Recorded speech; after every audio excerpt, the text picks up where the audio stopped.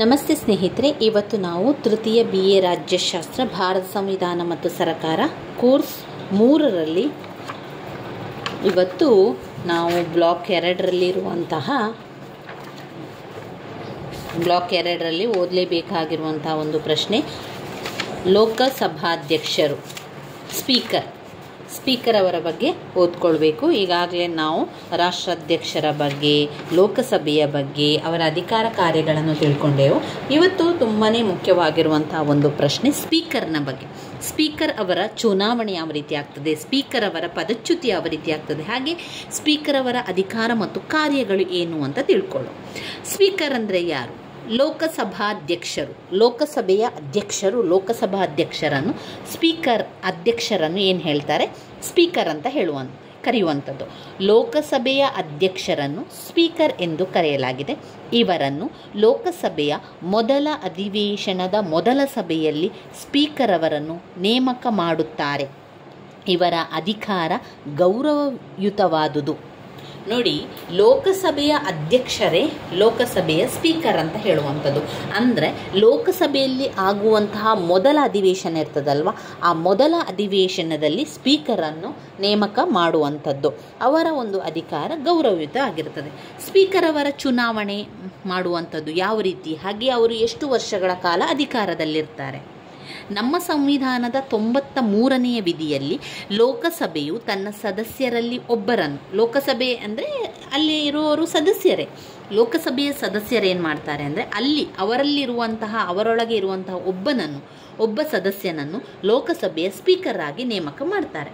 ಮತ್ತೊಬ್ಬರನ್ನು deputy speaker ಹುದ್ದೆಗೆ ಆಯ್ಕೆ ಮಾಡುವಂಥ ಅವಕಾಶ ಕಲ್ಪಿಸಿದೆ. ಈ ಲೋಕಸಭೆಯ ಮೊದಲ ಅಧಿವೇಶನ ಆಗ್ತದಲ್ವ, ಆ ಮೊದಲ ಅಧಿವೇಶನದಲ್ಲಿ ಮೊದಲ ಸಭೆಯಲ್ಲಿ ಈ ಸ್ಪೀಕರನ್ನು ಆಯ್ಕೆ ಮಾಡ್ತಾರೆ. ಆದರೆ ಬ್ರಿಟನ್ನಿನಲ್ಲಿ ಎಲ್ಲ ಪಕ್ಷದ ಸದಸ್ಯರು ಸ್ಪೀಕರ್ ಅವರನ್ನು ಅವಿರೋಧವಾಗಿ ಆಯ್ಕೆ ಮಾಡ್ತಾರೆ. ಭಾರತದಲ್ಲಿ ಈ ಸಂಪ್ರದಾಯವನ್ನು ಅನುಸರಿಸಲು ವಿಫಲವಾಗಿದೆ. ಇದಕ್ಕೆ ಪಕ್ಷ ರಾಜಕೀಯ ಕಾರಣ ಅಂತ ಹೇಳ್ಬೋದು. ಇಲ್ಲಿ ಲೋಕಸಭೆಯ ಸದಸ್ಯರು ಯಾರಿರ್ತಾರೆ ಅವರೊಳಗೆ ಒಬ್ಬರನ್ನು ಅಧ್ಯಕ್ಷರನ್ನಾಗಿ ಮಾಡ್ತಾರೆ, ಮತ್ತೊಬ್ಬರನ್ನು ಡೆಪ್ಯೂಟಿ ಸ್ಪೀಕರ್ ಆಗಿ ಕೂಡ ಮಾಡ್ತಾರೆ. ಇನ್ನು ಸ್ಪೀಕರ್ ಅವರ ಅಧಿಕಾರದ ಅವಧಿ ಎಷ್ಟು ವರ್ಷ ಆಗಿರ್ತದೆ? ಸ್ಪೀಕರ್ ಅವರ ಅಧಿಕಾರದ ಅವಧಿ 5 ವರ್ಷಗಳು. ಆದರೆ ಅವರು ಆ ಸ್ಥಾನವನ್ನು ಎಲ್ಲಿಯ ತನಕ ಸದನದ ಸದಸ್ಯರಾಗಿರ್ತಾರೋ ಅಲ್ಲಿ ತನಕ ಮಾತ್ರ ಹೊಂದಲು ಸಾಧ್ಯ. ಅಂದರೆ ಅವರು ಸ್ವತಃ ರಾಜೀನಾಮೆ ನೀಡಿದರೆ ಅಥವಾ ಸದನವು ಅವರನ್ನು ಪದಚ್ಯುತಿಗೊಳಿಸಿದಾಗ ಅವರ ಅವಧಿ ಮುಗಿತದೆ. ಅದಾಗಿ ಕೂಡ ಲೋಕಸಭೆ ವಿಸರ್ಜನೆಗೊಂಡರೆ ಅಥವಾ ಅವಧಿ ಮುಗಿದಾಗಿಯೂ ಕೂಡ ಸ್ಪೀಕರ್ ಮುಂದುವರಿಯುತ್ತಿರುತ್ತಾರೆ. ಹೊಸದಾಗಿ ಸ್ಪೀಕರ್ ಆಯ್ಕೆಗೊಂಡ ನಂತರ ಅವರು ನಿರ್ಗಮಿಸ್ತಾರೆ. ಆದರೆ ಸ್ಪೀಕರ್ ಸದನದ ಸದಸ್ಯತ್ವಕ್ಕೆ ರಾಜೀನಾಮೆ ನೀಡಿದರೆ ಅವರ ಅವಧಿಯು ಮುಕ್ತಾಯಗೊಳ್ಳುತ್ತದೆ. ಸ್ಪೀಕರ್ ಅವರು ಎಷ್ಟು ಬಾರಿ ಬೇಕಾದರೂ ಆಯ್ಕೆಗೊಳ್ಳಬಹುದು. ಇದಕ್ಕೆ ಯಾವುದೇ ರೀತಿಯ ನಿರ್ಬಂಧ ಇಲ್ಲ. ಆದರೆ ಲೋಕಸಭೆಯ ಸದಸ್ಯರಾಗಿಯೇ ಇರಬೇಕು. ಲೋಕಸಭೆಯ ಸದಸ್ಯರಾಗಿರುವ ತನಕ ಅವರು ಎಷ್ಟು ಸಲ ಬೇಕಾದ್ರೂ ಸ್ಪೀಕರ್ ಆಗ್ಬೋದು. 5 ವರ್ಷಗಳ ಅವಧಿ ಇರುವಂಥದ್ದು ಅವರ ಒಂದು ಅಧಿಕಾರಕ್ಕೆ. ಸ್ಪೀಕರ್ ಅವರ ಪದಚ್ಯುತಿಯನ್ನು ಯಾವ ರೀತಿ ಮಾಡುವಂಥದ್ದು? ಸ್ಪೀಕರ್ ಅವರನ್ನು ಅವರ ಅವಧಿ ಮುಗಿಯುವುದಕ್ಕೆ ಮುಂಚಿತವಾಗಿ ಸದನ ಪದಚ್ಯುತಿಗೊಳಿಸಬಹುದು. ಇದಕ್ಕೆ ಸದನದಲ್ಲಿ ಪದಚ್ಯುತಿ ನಿರ್ಣಯವನ್ನು ಮಂಡಿಸಿ ಸದನವು ಬಹುಮತದಿಂದ ಅಂಗೀಕರಿಸಿದ್ದಾರೆ. ಹೆಚ್ಚು ಮತ ಯಾವ ಕಡೆಯಿಂದ ಬರ್ತದೆ, ಅವರು ಬೇಕಾ ಬೇಡುವ ಅಥವಾ ಅವರನ್ನು ಪದಚ್ಯುತಿಗೊಳಿಸಬೇಕು ಎನ್ನುವಂಥದ್ದು ಬಹುಮತದಿಂದ ಆಯ್ಕೆ ಮಾಡ್ತಾರೆ. ಈ ನಿರ್ಣಯವನ್ನು ಮಂಡಿಸುವ ಮುಂಚೆ 14 ದಿನಗಳ ಮುಂಚೆ ಅವರಿಗೆ ನೋಟಿಸನ್ನು ಕೂಡ ಕೊಡ್ತಾರೆ. ಈ ಪದಚ್ಯುತಿ ನಿರ್ಣಯದ ಚರ್ಚೆಗೆ ಬಂದಾಗ ಸ್ಪೀಕರ್ ಅವರು ಅಧ್ಯಕ್ಷತೆ ವಹಿಸುವಂತಿಲ್ಲ. ಆ ಒಂದು ಚರ್ಚೆ ಬಂದಾಗ ಅವರು ಮಾತಾಡಲಿಕ್ಕೆ ಬರಲಿಕ್ಕಿಲ್ಲ, ಉಳಿದ ಸದಸ್ಯರು ಮಾತನಾಡಿ ಮಾಡುವಂಥದ್ದು. ಅವರ ಒಂದು ಇದಕ್ಕೆ ಅವರು ಮಾತನಾಡಲಿಕ್ಕಿಲ್ಲ, ಉಳಿದ ಸದಸ್ಯರು ಮಾಡಬೇಕು. ಆಗ ಅವರು ಸದನದಲ್ಲಿ ತಮ್ಮ ರಕ್ಷಣೆಗೆ ಸಂಬಂಧಿಸಿದಂತೆ ಅಂಶಗಳನ್ನು ಮಂಡಿಸಲಿಕ್ಕೆ, ಈಗ ನಾನು ಯಾಕೆ ಉಳ್ಕೊಳ್ಬೇಕು ಅಥವಾ ನಾನು ಸ್ಪೀಕರ್ ಆಗಿ ಯಾಕೆ ಮುಂದುವರಿಬೇಕು ಅಂತ ಹೇಳಿ ಕೆಲವು ಅಂಶಗಳನ್ನು ಮಂಡಿಸಲಿಕ್ಕೆ ಅವಕಾಶ ಇದೆ. ನಮ್ಮ ಸಂವಿಧಾನ ರಚನಾಕರ್ತರು ಬ್ರಿಟನ್ ಮಾದರಿಯ ಪದ್ಧತಿಯನ್ನು ಅನುಸರಿಸಿದ್ದರು. ಅಲ್ಲಿರುವ ಸಾಂಪ್ರದಾಯಿಕ ಮಹತ್ವವನ್ನು ಅನುಸರಿಸುವಲ್ಲಿ ವಿಫಲವಾಗಿದ್ದೇವೆ. ಅಲ್ಲಿ ಒಮ್ಮೆ ಸ್ಪೀಕರ್ ಆದವರು ಅವರು ಇಚ್ಛಿಸುವವರೆಗೂ ಸ್ಪೀಕರ್ ಆಗಿ ಮುಂದುವರಿಲಿಕ್ಕೆ ಅವಕಾಶವಿದೆ ಅಂತ ಹೇಳ್ತಾ ಇದ್ದಾರೆ. ಇನ್ನು ನಾವು ಸ್ಪೀಕರ್ ಅವರ ಅಧಿಕಾರ ಮತ್ತು ಕಾರ್ಯಗಳ ಬಗ್ಗೆ ತಿಳ್ಕೊಳ್ಳುವ. ಸ್ಪೀಕರ್ ಅವರ ಅಧಿಕಾರ ಮತ್ತು ಕಾರ್ಯಗಳಲ್ಲಿ ಒಟ್ಟು 4 ಅಧಿಕಾರ ಮತ್ತು ಕಾರ್ಯಗಳನ್ನು ಕಾಣಬಹುದು. 1 ನಿಯಂತ್ರಣಾಧಿಕಾರಗಳು, 2 ಮೇಲ್ವಿಚಾರಣಾಧಿಕಾರಗಳು, 3 ಆಡಳಿತಾತ್ಮಕ ಅಧಿಕಾರಗಳು, 4 ವಿಶೇಷ ಅಥವಾ ಇತರೆ ಅಧಿಕಾರಗಳು. ಸ್ಪೀಕರ್ ಅವರ ಅಧಿಕಾರ ಮತ್ತು ಕಾರ್ಯಗಳಲ್ಲಿ ನಿಯಂತ್ರಣಾಧಿಕಾರಗಳು. 1 ನಿಯಂತ್ರಣ ಅಧಿಕಾರಗಳು, ಮೇಲ್ವಿಚಾರಣಾಧಿಕಾರಗಳು, ಆಡಳಿತಾತ್ಮಕ ಅಧಿಕಾರಗಳು, ವಿಶೇಷ ಅಥವಾ ಇತರೆ ಅಧಿಕಾರಗಳು. ನಿಯಂತ್ರಣಾಧಿಕಾರಗಳು, ಮೇಲ್ವಿಚಾರಣೆಯ ಅಧಿಕಾರಗಳು, ಆಡಳಿತಾತ್ಮಕ ಅಧಿಕಾರಗಳು, ವಿಶೇಷ ಅಥವಾ ಇತರೆ ಅಧಿಕಾರಗಳು. ಸ್ಪೀಕರ್ ಅವರ ಅಧಿಕಾರಗಳು ಕೆಲವು ಸಂವಿಧಾನಾತ್ಮಕವಾಗಿ ಹಾಗೂ ಕೆಲವು ಸದನದ ನಿಯಮಾವಳಿಯ ಮೂಲಕ ಬಂದಿರುವಂಥದ್ದು. ಈ ಅಧಿಕಾರಗಳನ್ನು 4 ವಿಧಗಳಾಗಿ ವಿಂಗಡಿಸಬಹುದು: ನಿಯಂತ್ರಣ, ಮೇಲ್ವಿಚಾರಣೆ, ಆಡಳಿತ, ವಿಶೇಷ ಅಧಿಕಾರ. ಮೊದಲನೇದಾಗಿ ನಿಯಂತ್ರಣ ಅಧಿಕಾರಗಳು. ಸ್ಪೀಕರ್ ಅವರು ಸದನದ ಸಭಾಧ್ಯಕ್ಷರಾಗಿ ಸದನದ ಕಾರ್ಯಕಲಾಪಗಳನ್ನು ನಿಯಂತ್ರಿಸುವಂತಹ ಅಧಿಕಾರ ಹೊಂದಿರ್ತಾರೆ. ಅವುಗಳೆಂದರೆ ಸದನದ ಕ್ರಮಬದ್ಧತೆ, ಘನತೆಯನ್ನು ಕಾಯುವಂಥದ್ದು, ವಿಷಯಗಳಿಗೆ ಕಾಲವನ್ನು ನಿಗದಿಗೊಳಿಸುವಂಥದ್ದು. ಈಗ ಲೋಕಸಭೆಯಲ್ಲಿ ಈಗ ಸದನದಲ್ಲಿ ಮಾತನಾಡ್ತಾ ಇರ್ತಾರಲ್ವ, ಎಲ್ಲರೂ ಚರ್ಚೆ ಮಾಡ್ತಾ ಇರ್ತಾರೆ. ಆವಾಗ ಒಬ್ಬೊಬ್ಬ ಮಂತ್ರಿಗೂ ಕೂಡ ಒಂದೊಂದು ಖಾತೆ ಕೂಡ ಇಂತಿಷ್ಟು ಕಾಲ ಅಂತ ಕೊಡ್ತಾರೆ, ನಿಮಗೆ ಇಷ್ಟು ಕಾಲ ಮಾತನಾಡಲಿಕ್ಕೆ ಅವಕಾಶ ಇದೆ ಅಂತ. ಅದನ್ನೆಲ್ಲ ನಿಯಂತ್ರಿಸುವಂಥ ಅಧಿಕಾರ ನಮ್ಮ ಸ್ಪೀಕರ್ ಅವರಿಗೆ ಇರುವಂಥದ್ದು. ಸಂವಿಧಾನಾತ್ಮಕ ಮತ್ತು ಸದನ ನಿಯಮಾವಳಿಗೆ ಅರ್ಥ ವಿವರಣೆ ನೀಡುವುದು, ವಿಷಯವನ್ನು ಮತಕ್ಕೆ ಹಾಕುವುದು ಹಾಗೂ ಫಲಿತಾಂಶವನ್ನು ಪ್ರಕಟಿಸುವಂಥದ್ದು. ಸಮಮತ ಬಂದಾಗ ಮತ ಚಲಾಯಿಸುವುದು, ನಿರ್ಣಯಗಳು, ನಿಲುವಳಿ ಸೂಚನೆ, ಪಾಯಿಂಟ್ ಆಫ್ ಆರ್ಡರ್ಗಳನ್ನು ಅಡ್ಮಿಟ್ ಮಾಡುವುದು, ಮುಖ್ಯ ವಿಚಾರಗಳ ಬಗ್ಗೆ ಸದನವನ್ನು ಉದ್ದೇಶಿಸಿ ವಿವರಣೆ ನೀಡುವುದು, ವಿಷಯವನ್ನು ಇತ್ಯರ್ಥಪಡಿಸಲು ರೂಲಿಂಗ್ ನೀಡುವುದು, ಇವೇ ಮೊದಲಾದಂತಹ ನಿಯಂತ್ರಣ ಅಧಿಕಾರಗಳನ್ನು ಸ್ಪೀಕರ್ ಹೊಂದಿರುವರು. 2 ಮೇಲ್ವಿಚಾರಣಾಧಿಕಾರ.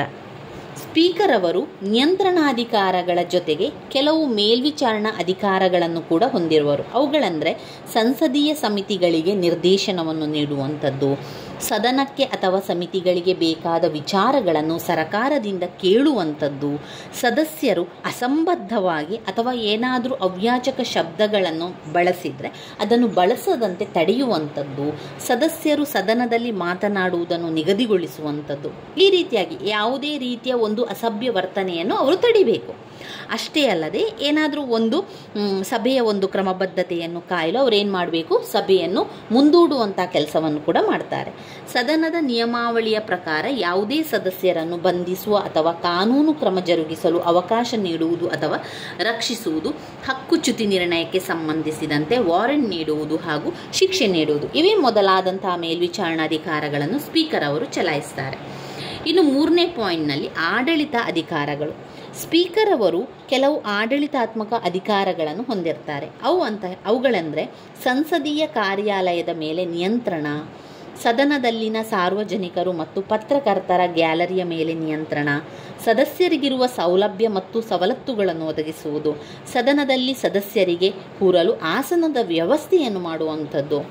ಈಗ ಕಾರ್ಯಕಲಾಪ ಎಲ್ಲ ಇದ್ದಾಗ ಅದನ್ನು ದಾಖಲಾತಿಗಳೆಲ್ಲ ಇರ್ತದಲ್ವ, ಅದನ್ನೆಲ್ಲ ರಕ್ಷಿಸಬೇಕು. ಸದಸ್ಯರು ಸಿಬ್ಬಂದಿ ಮತ್ತು ಸದನದ ಆಸ್ತಿಯ ರಕ್ಷಣೆ ಮಾಡುವಂಥದ್ದು, ಸದಸ್ಯರ ರಾಜೀನಾಮೆಯನ್ನು ಪರಿಶೀಲಿಸಿ ಅದನ್ನು ಸ್ವೀಕರಿಸುವುದು ಅಥವಾ ಕೆಲವೊಮ್ಮೆ ತಿರಸ್ಕರಿಸ್ತಾರೆ, ಸದನದ ಸಮಿತಿಗಳು ಕಾರ್ಯನಿರ್ವಹಿಸಲು ಅನುವು ಮಾಡಿಕೊಡುವುದು, ಇವೇ ಮೊದಲಾದಂತಹ ಅನೇಕ ಆಡಳಿತಾತ್ಮಕ ಕಾರ್ಯಗಳನ್ನು ಸ್ಪೀಕರ್ ಅವರು ನಿರ್ವಹಿಸುವರು. ಇನ್ನು 4ನೇ ಪಾಯಿಂಟ್ನಲ್ಲಿ ವಿಶೇಷ ಅಥವಾ ಇತರೆ ಅಧಿಕಾರಗಳು. ಸ್ಪೀಕರ್ ಅವರು ಎಲ್ಲ ಅಧಿಕಾರವನ್ನು ಅಂದರೆ ನಿಯಂತ್ರಣ ಮಾಡ್ತಾರೆ, ಮೇಲ್ವಿಚಾರಣೆ ಮಾಡ್ತಾರೆ, ಆಡಳಿತ ಮಾಡ್ತಾರೆ. ಈ 3 ವಿಧದ ಅಧಿಕಾರಗಳ ಜೊತೆಗೆ ಕೆಲವು ವಿಶೇಷ ಅಥವಾ ಇತರೆ ಅಧಿಕಾರಗಳನ್ನು ಕೂಡ ಮಾಡ್ತಾರೆ. ಏನದು ಅವುಗಳಂತ ಹೇಳಿದರೆ, ಸದನದಿಂದ ಒಪ್ಪಿಗೆ ಪಡೆದ ಮಸೂದೆಗೆ ಸರ್ಟಿಫಿಕೇಟ್ ನೀಡುವುದು, ಮಸೂದೆಗಳು ಹಣಕಾಸು ಮಸೂದೆಯೇ ಅಲ್ಲವೇ ಎಂದು ತೀರ್ಮಾನಿಸುವುದು, ಸಂಸತ್ತಿನ ಜಂಟಿ ಅಧಿವೇಶನದ ಅಧ್ಯಕ್ಷತೆ ವಹಿಸುವುದು, ಸಂಸದೀಯ ನಿಯೋಗಕ್ಕೆ ಸದಸ್ಯರನ್ನು ನಾಮಕರಣ ಮಾಡುವುದು, ಸದನದ ಅವಧಿ ಮುಗಿಯುವಾಗ ಸಮಾರೋಪ ಭಾಷಣ ಮಾಡುವುದು, ಸದನದಿಂದ ಒಪ್ಪಿಗೆ ಪಡೆದಂತಹ ಮಸೂದೆಯಲ್ಲಿ ತಪ್ಪುಗಳಿದ್ದರೆ ಸರಿಪಡಿಸುವುದು, ಇವೇ ಮೊದಲಾದಂತಹ ಅನೇಕ ಅಧಿಕಾರಗಳನ್ನು ಸ್ಪೀಕರ್ ಅವರು ಚಲಾಯಿಸ್ತಾರೆ. ಹೀಗೆ ಸ್ಪೀಕರ್ ಅವರು ಅನೇಕ ಅಧಿಕಾರಗಳನ್ನು ಹೊಂದಿರುವವರು. ಆದರೆ ಆ ಅಧಿಕಾರಗಳನ್ನು ಚಲಾಯಿಸುವಲ್ಲಿ ಸ್ಪೀಕರ್ ಆಗಿರುವ ವ್ಯಕ್ತಿಯ ವೈಯಕ್ತಿಕ ಪ್ರತಿಭೆ ಮತ್ತು ವ್ಯಕ್ತಿತ್ವವನ್ನು ಆಧರಿಸಿಕೊಂಡಿರ್ತದೆ.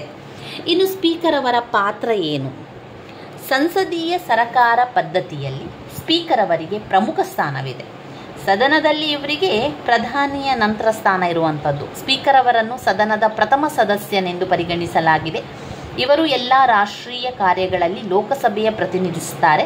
ಅದಾಗಿ ಬ್ರಿಟನ್ನ ಸಾಮಾನ್ಯ ಸಭೆಯ ಸ್ಪೀಕರ್ ಅವರಿಗೆ ಇರುವಂತಹ ಗೌರವ ಮತ್ತು ಸ್ಥಾನಮಾನವನ್ನು ಭಾರತದ ಸ್ಪೀಕರ್ ಅವರು ಹೊಂದಿಲ್ಲ. ಇದಕ್ಕೆ ಕಾರಣ ಬ್ರಿಟನ್ನಿನಲ್ಲಿರುವ ಸಂಪ್ರದಾಯವನ್ನು, ಅಂದರೆ ಸ್ಪೀಕರ್ ಆಗಿ ನೇಮಕಗೊಂಡ ನಂತರ ಅವನು ಅವರು ತಮ್ಮ ಪಕ್ಷಕ್ಕೆ ರಾಜೀನಾಮೆ ನೀಡಿ ಪಕ್ಷಾತೀತನಾಗಬೇಕು. ಆದರೆ ನಮ್ಮಲ್ಲಿ ಈ ರೀತಿಯ ಸಂಪ್ರದಾಯ ಇಲ್ಲ. ಇದರಿಂದ ಸ್ಪೀಕರ್ ಪಕ್ಷದ ಹಿಡಿತದಲ್ಲಿ ಕಾರ್ಯನಿರ್ವಹಿಸಬೇಕಾಗಿದೆ. ಇದರಿಂದಾಗಿ ಅನೇಕ ಸಂದರ್ಭಗಳಲ್ಲಿ ಸ್ಪೀಕರ್ ಅವರನ್ನು ಪದಚ್ಯುತಗೊಳಿಸಲು ಯತ್ನಿಸುವಂಥದ್ದು, ಅಥವಾ ಕೆಲವು ಸದಸ್ಯರು ಅಸಭ್ಯವಾಗಿ ವರ್ತಿಸಿದರೆ ಆಗ ಏನು ಮಾಡಬೇಕು, ಆ ಒಂದು ಪ್ರಕರಣಗಳು ನಡೆಯಲು ಅವಕಾಶವಾಗಿರುವಂಥದ್ದು. ವಾಸ್ತವವಾಗಿ ಸ್ಪೀಕರ್ ಅವರು ಆಡಳಿತ ರೂಢ ಪಕ್ಷದ ನಾಯಕರ ಹಿಡಿತಕ್ಕೊಳಪಟ್ಟ ಕಾರ್ಯನಿರ್ವಹಿಸುವಂಥದ್ದಾಗಿದೆ. ಇನ್ನು ಸ್ಪೀಕರ್ ಅವರ ಪಾತ್ರದ ಬಗ್ಗೆ ನೆಹರು ಅವರು ಮಹತ್ವದ ಹೇಳಿಕೆಯನ್ನು ನೀಡಿದ್ದಾರೆ. ಸ್ಪೀಕರ್ ಅವರು ರಾಷ್ಟ್ರದ ಸ್ವಾತಂತ್ರ್ಯ ಮತ್ತು ಸಮಾನತೆಯ ಪ್ರತೀಕ. ಏಕೆಂದರೆ ಇವರು ಸದನವನ್ನು ಪ್ರತಿನಿಧಿಸಿದರೆ ಸದನವು ದೇಶವನ್ನು ಪ್ರತಿನಿಧಿಸುತ್ತದೆ. ಆದ್ದರಿಂದ ಈ ಒಂದು ಸ್ಪೀಕರ್ ಹುದ್ದೆ ಅರ್ಹ ಮತ್ತು ನಿಷ್ಪಕ್ಷಪಾತ ಮತ್ತು ಸ್ವತಂತ್ರ ಸ್ಥಾನಮಾನವನ್ನು ನೀಡಬೇಕು ಎಂದು ಹೇಳಿದ್ದಾರೆ. ಆದರೆ ಅವರ ಅನುಷ್ಠಾನ ಸಾಧ್ಯವೇ ಆಗಿಲ್ಲ. ಬರ್ಬರ್ತಾ ಈ ಒಂದು ಹುದ್ದೆಯ ಘನತೆ, ಗೌರವ ಕಡಿಮೆಯಾಗ್ತಲೇ ಇದೆ. ಏಕೆಂದರೆ ಪಕ್ಷ ರಾಜಕೀಯ ಮತ್ತು ಪಕ್ಷದ ಪ್ರಭಾವದಿಂದಾಗಿ ಸ್ಪೀಕರ್ ಅವರು ಸದನದ ಅಧಿವೇಶನವನ್ನು ಮತ್ತು ನಡವಳಿಕೆಯನ್ನು ಆಡಳಿತ ರೂಢ ಪಕ್ಷದ ಅವಶ್ಯಕತೆಗೆ ತಕ್ಕಂತೆ ನಿರ್ವಹಿಸುವಂಥದ್ದಾಗಿದೆ.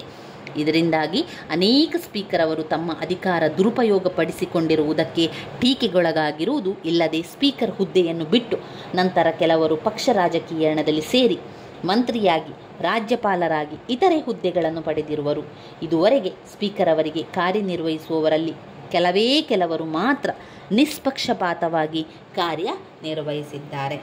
ಇವಿಷ್ಟು ನಮ್ಮ ಲೋಕಸಭಾಧ್ಯಕ್ಷರು, ಸ್ಪೀಕರ್ ಅವರ ಅಧಿಕಾರ ಮತ್ತು ಕಾರ್ಯಗಳಲ್ಲಿ ಕಂಡುಬರುವಂತಹ ವಿಚಾರಗಳು. ಸ್ನೇಹಿತರೆ, ಮುಂದಿನ ವಿಡಿಯೋದಲ್ಲಿ ನಾವು ಓದಬೇಕಾಗಿರುವಂತಹ ಮುಖ್ಯವಾದಂತಹ ಒಂದು ಪ್ರಶ್ನೆ ಅಂತ ಹೇಳಿದರೆ, ಇದರಲ್ಲಿ ನಾವು ನೋಡಬೇಕಾಗಿರುವಂಥದ್ದು ಸುಪ್ರೀಂ ಕೋರ್ಟಿನ ಅಧಿಕಾರ ಮತ್ತು ಕಾರ್ಯಗಳು. ಹಲವು ಪ್ರಶ್ನೆ ಪತ್ರಿಕೆಯಲ್ಲಿ ಕೇಳಿರುವಂತಹ ಒಂದು ಪ್ರಶ್ನೆ, ಸುಪ್ರೀಂ ಕೋರ್ಟಿನ ಅಧಿಕಾರ ಮತ್ತು ಕಾರ್ಯಗಳು. ಅದನ್ನು ನಾವು ಮುಂದಿನ ವಿಡಿಯೋದಲ್ಲಿ ತಿಳ್ಕೊಳ್ಳುವ. ನನ್ನ ವಿಡಿಯೋಸ್ ಎಲ್ಲ ನಿಮಗೆ ಇಷ್ಟ ಆಗಿದ್ದರೆ ಲೈಕ್ ಕೊಡಿ, ಶೇರ್ ಮಾಡಿ, ಸಬ್ಸ್ಕ್ರೈಬ್ ಮಾಡಲಿಕ್ಕೆ ಮರಿಬೇಡಿ ಸ್ನೇಹಿತರೆ. ಇನ್ನಷ್ಟು ವಿಚಾರಗಳನ್ನು ಮುಂದಿನ ವಿಡಿಯೋದಲ್ಲಿ ನಾವು ತಿಳಿತಾ ಹೋಗುವ. ಧನ್ಯವಾದಗಳು.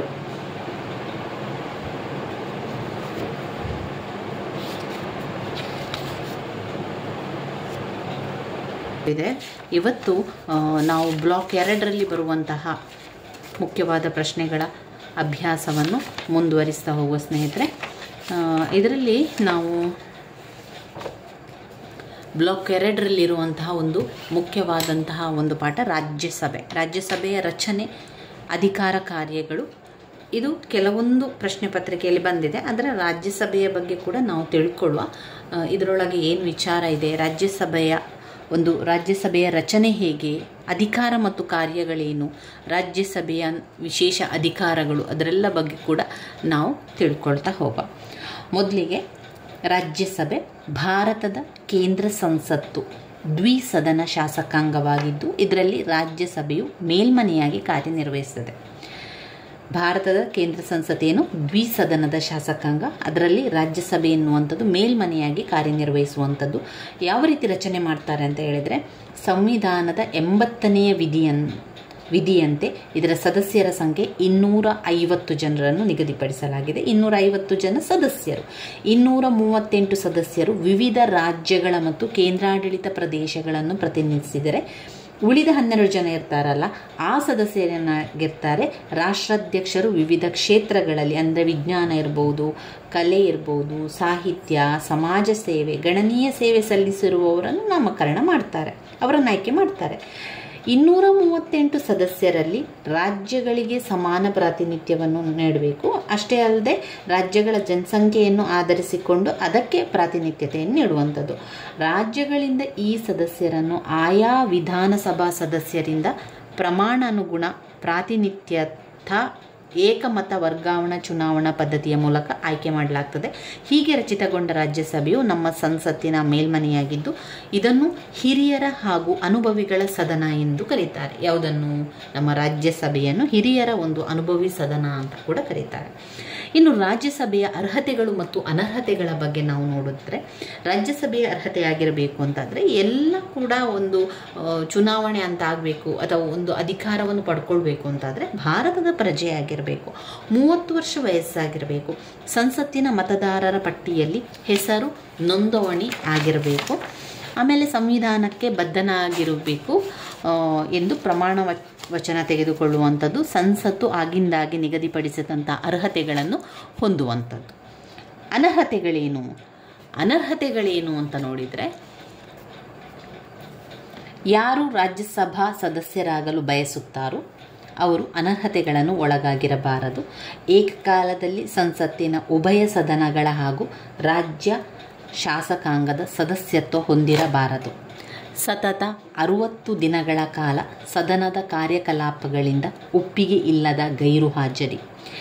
3. ಭಾರತ ಸರ್ಕಾರ ಅಥವಾ ರಾಜ್ಯ ಸರ್ಕಾರಗಳಲ್ಲಿ ಆದಾಯ ಬರುವಂಥ ಹುದ್ದೆಗಳಲ್ಲಿ ಇರುವವರು, ಬುದ್ಧಿಭ್ರಮಣೆಯಾಗಿರುವವರು, ದಿವಾಳಿಯಾಗಿರುವವರು, ಚುನಾವಣೆಯಲ್ಲಿದ್ದ ಭ್ರಷ್ಟ ನಡತೆ ಅಥವಾ ಚುನಾವಣಾ ಅಪರಾಧಕ್ಕಾಗಿ ನ್ಯಾಯಾಲಯದಿಂದ ಅಥವಾ ಚುನಾವಣಾ ಟ್ರಿಬ್ಯುನಲ್ನಿಂದ ಶಿಕ್ಷೆಗೆ ಒಳಗಾಗಿರುವವರು, 2 ವರ್ಷಕ್ಕಿಂತ ಹೆಚ್ಚಿಗೆ ಯಾವುದೇ ಅಪರಾಧಕ್ಕಾಗಿ ಯಾವುದೇ ನ್ಯಾಯಾಲಯದಿಂದ ಶಿಕ್ಷೆಗೆ ಒಳಗಾಗಿರುವವರು, ಕಾನೂನಿನನ್ವಯ ಚುನಾವಣಾ ವೆಚ್ಚದ ವಿವರವನ್ನು ನಿಗದಿತ ಅವಧಿಯಲ್ಲಿ ನೀಡದಿದ್ದವರು, ಭ್ರಷ್ಟಾಚಾರ ಅಥವಾ ಅವಿಧೇಯತೆಗಾಗಿ ಸರಕಾರಿ ಕೆಲಸದಿಂದ ವಜಾಗೊಂಡಿರುವವರು. ಈ ಅನರ್ಹತೆಗಳು ಇರಬಾರ್ದು ಅಂತ ಹೇಳುವಂಥದ್ದು. ಇನ್ನು ರಾಜ್ಯಸಭೆಯ ಅವಧಿ ಎಷ್ಟು ಸಮಯ? ರಾಜ್ಯಸಭೆಯ ಅವಧಿಯು ಇದು ಒಂದು ಶಾಶ್ವತ ಸದನವಾಗಿದೆ. ಇದು ವಿಸರ್ಜನೆಗೊಳ್ಳುವುದೇ ಇಲ್ಲ. ಯಾಕಂದರೆ ಹೇಳಿದರೆ 2 ವರ್ಷಗಳಿಗೊಮ್ಮೆ 1/3 ಸದಸ್ಯರು ನಿವೃತ್ತಿ ಹೊಂದುತ್ತಾರೆ. ಸದಸ್ಯರ ಅಧಿಕಾರದ ಅವಧಿ ನಿಜವಾಗಿ ನೋಡಿದರೆ 6 ವರ್ಷ. ಅಲ್ಲಿ ಖಾಲಿಯಾದ ಸ್ಥಾನಗಳಿಗೆ ಸಂಸತ್ತಿನ ನಿಯಮಾವಳಿಗಳ ಪ್ರಕಾರ ಆಯ್ಕೆ ಮಾಡ್ತಾರೆ ಅಥವಾ ನಾಮಕರಣ ವ್ಯವಸ್ಥೆಯ ಮೂಲಕ ತುಂಬಲಾಗ್ತದೆ. ಒಬ್ಬ ಸದಸ್ಯ ಎಷ್ಟು ಬಾರಿ ಬೇಕಾದರೂ ಕೂಡ ಪುನರಾಯ್ಕೆಯನ್ನು ಮಾಡ್ಬೋದು. ಒಟ್ಟಾರೆ ಸದಸ್ಯರು 6 ವರ್ಷಗಳ ಅವಧಿಗೆ ಆಯ್ಕೆಯಾಗ್ತಾರೆ. ರಾಜ್ಯಸಭೆ ಎನ್ನುವಂಥದ್ದು ಒಂದು ಶಾಶ್ವತವಾದ ಸದನ. ಅದರಲ್ಲಿ ಸದಸ್ಯರಾಗುವಂಥವರಿದ್ದಾರಲ್ಲ, ಅವರು 6 ವರ್ಷಗಳ ಕಾಲ ಅಧಿಕಾರವನ್ನು ಮಾಡ್ತಾರೆ.